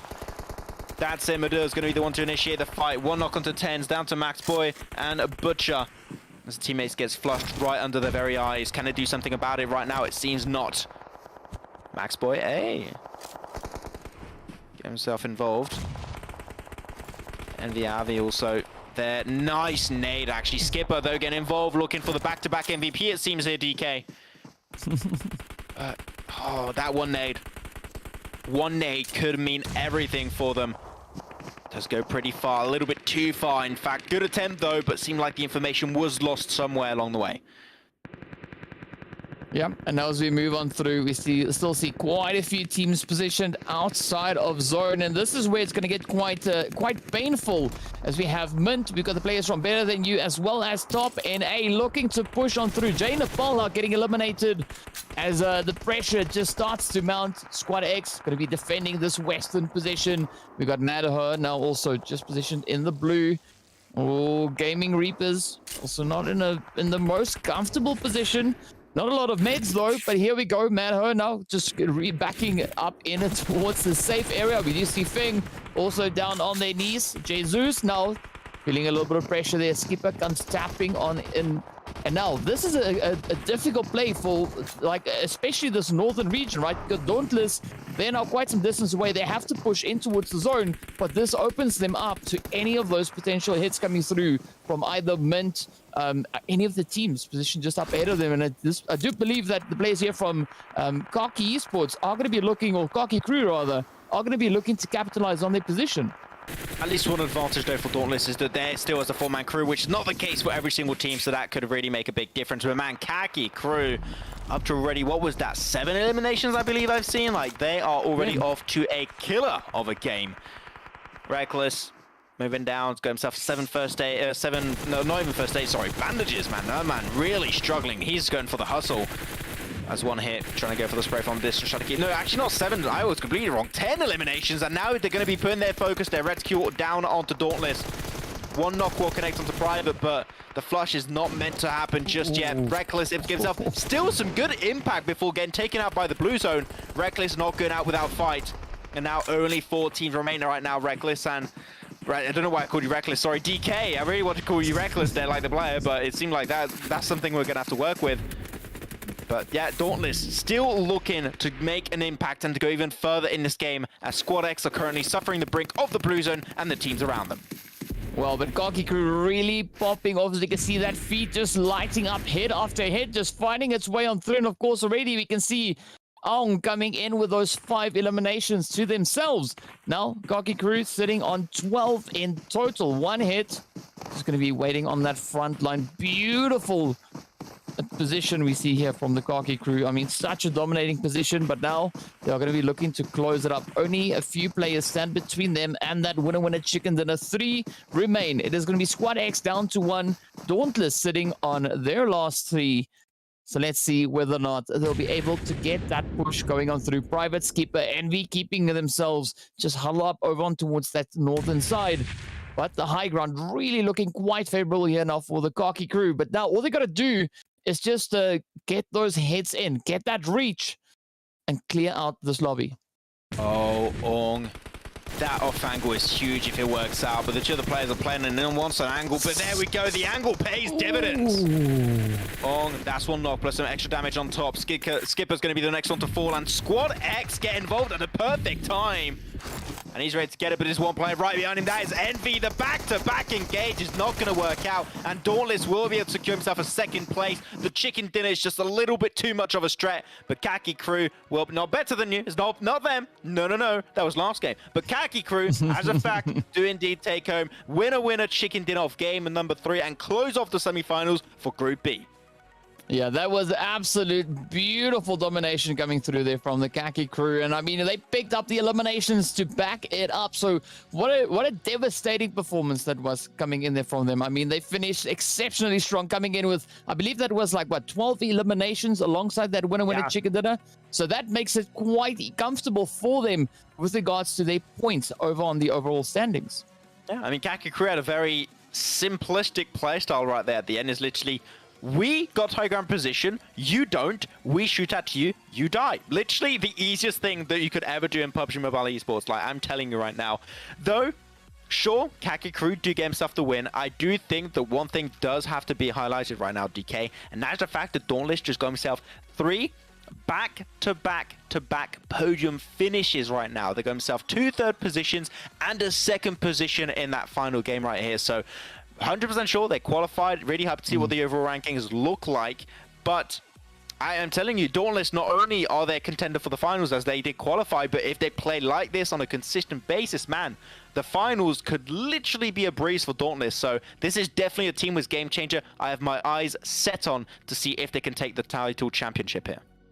Yeah, it's going to be exciting to see when Game Changer and the players from Dauntless meet each other on that battlefield, what the outcome of that will be. But I do think that they are going to be pretty good contenders, at least for each other, because, I mean, Dauntless popping off here with beautiful consistency across the board, and we did see a very strong performance also then yesterday from the Game Changers coming on in.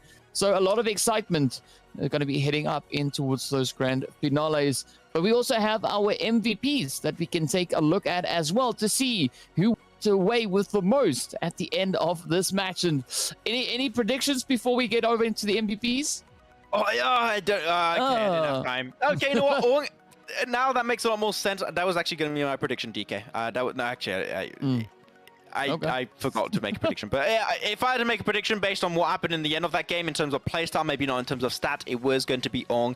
That off angle that he got at the bottom side, he got 1 knock, and I believe off the back of that, he got like 2/3 the health bar of one of the other players of Dauntless. Like that, once again, set up his team for success where, literally, like, now we have the man advantage. We're just going to push our way forward. We're going to be able to really use that man advantage to get more pressure onto the fight and just win off the back of that. So really good stuff from Ong right here. And man, we have a really good amount of individual prowess, I have the impression, throughout these last 3 games. So I'm telling you, I said it many times, but now more than ever, I am pumped for what's going to be happening next. Yeah, I'm also quite excited to see what's going to be coming up next. And of course, what we know for now, at least, it is going to be the Kaki crew taking the MVT, so the most crazy team, right? We'll just make it a different word here, but of course, MCT. we know it wasn't 6 eliminations to their name. They had, I think it was like 13 or 14 eliminations coming through. Already a lot of damage being dealt there. So, I mean, Kaki crew just popping off like it was no one's business. And as you said, you know, Ong just playing such a beautiful approach coming in at the very end of that phase. You know, no surprise to see them taking both the MVP and MVT as well. Yeah, I think if you're a team that understands the power of off angles in a campus series, I think that is going to set you miles ahead of the competition, which is what they did. Kaki crew, Ong in particular, did do some fantastic games. So it was fantastic play, at the end of that game to secure themselves the chicken dinner. So Man, I'm just hoping, right, for Game Changer, for Khaki Crew, for the side of Dauntless, I am just hoping we can see these type of games be redundant heading into the finals, as now we're going to be looking at our head-to-head Khaki Crew, as you said, the 14 eliminations, 2,000, just under 2,400 damage here. These guys were absolutely shredding it, but Dauntless, the back-to-back-to-back podium finish is also something to be mentioned here. We didn't look at the overall rankings on broadcast yesterday. I do hope we're going to do it today, because I really want to see how much ahead Dauntless currently is with those 3 finishes in a row. Yeah, I mean, they've really been popping off with some beautiful consistency. And I mean, they haven't brought in the craziest amount of eliminations, but they still consistently brought in eliminations. Exactly. You can see, of course, yeah, they came in with a 6. You know, pair that up with the points that they got for finishing in 3rd, that puts them on 16 points. So, I mean, and this is only for 1 match. Now, they've shown great consistency over the other 2 matches as well. But also, this was such a beautiful performance for the players, for the Khaki Crew, as they now also finished pretty strong, just 1 point away from dropping that 30 bomb. And of course, it is going to be Skipper versus Zhuangzi. That's the last We get to see what the points are. I think that's the last game. I do not believe this is this game, but it's still to remind you guys, the Skipper is absolutely crap. And so is Xanzi from last Miramar game. But that's about it. Unless it is this game. And if it's the game, it's really weird. We got the same stats and the same players. But I don't think that's the case. So, yeah. I think Ong is also still one of our contenders for the head-to-head for this map. So wouldn't be too surprised to see if that was actually him at this stage. But man, what a fantastic day 2 here of the semifinals. Now that means that now we have our 16 teams locked and loaded, which are going to be the 8 teams of Group B. We do not know just yet, but in case you are unaware of which of the teams of Group A that did qualify, the teams that we had to qualify from Group A were Game Changers, UTG International, 4Piece, Core Esports, Team Aces, Deadly Divs, The Hit List, and Mavericks Esports. Your team did make it. They made it, DK, but my team of Cloud69 didn't quite make it, and very unfortunately so. But we'll see more of the Mavericks in the finals, so we'll see if they can try to bring some competition over to the teams of Group B. Yeah, so it's going to be quite exciting to see both these groups now meeting each other in the grand finale. And of course, our 8 teams moving through from Group B will be posted on social media, same as what we did with yesterday. So you got to pop on over to the PUBG Mobile Esports NA channel to find out what those results are, who's going to be moving through to the next stage. But again, a very, very exciting day. We had a lot of pretty tough zones coming the way of the players, but they stepped up to the challenge. They just held their own. And, you know, that made for some beautiful PUBG action finding its way on that battlefield once again. I got to say, Max, I'm quite excited to see what the grand finals will bring. As, you know, I think it's going to be a very tough one to see, you know, a very tough play, rather, to watch these teams go at it on the battlefield. Yeah, I mean, now that we've seen a little bit of everyone from our top 8 teams of Group A and Group B, I mean, we haven't seen all the top teams of Group B just yet. Like, we don't know what the rankings look like, but I think it's fair to say we have a very clear idea of who that might actually be, right? Do you have a contender team that you would say would be a potential contender for the championship title here of this campus series? I think it's pretty much between Dauntless and Game Changers, right? Those are the 2 teams that I'm going to be looking at coming into the grand finales, right? To see what they're going to be bringing in, because both teams showed great potential in their respective groups. Now, once they meet, who knows what that will bring, and who knows, maybe you could see one of the other teams potentially stepping up and bringing in an absolutely surprising runaway performance. Yeah, I mean, for me, even though Game Changers are absolutely into the games of Group A yesterday, I think Dauntless is going to be my team to watch. I think that if they can not only remain consistent, but also hopefully get a little bit of extra pizzazz at the end and actually close, I think that's going to send them miles ahead of the rest of the competition, as they are currently aiming here in the campus series for a share of that $8,000 prize pool. Man, I'm intrigued to see how things are going to pop, but now 16 teams in finals next week. It's going to get so damn better right here. Okay, I cannot wait. Yeah, of course, we got to wait for the action on the battlefield. So be sure to join us back again next week when we move straight into our 2 days of grand finals. Again, going to be 3 matches per day, rather, over the 2 days. So 6 matches in total. And we are going to be making our way through Erangel, Miramar, and Sanhok on each of them. So be sure to join in for the crazy action. And until then, have a fantastic time. Stay safe. See you all back again later.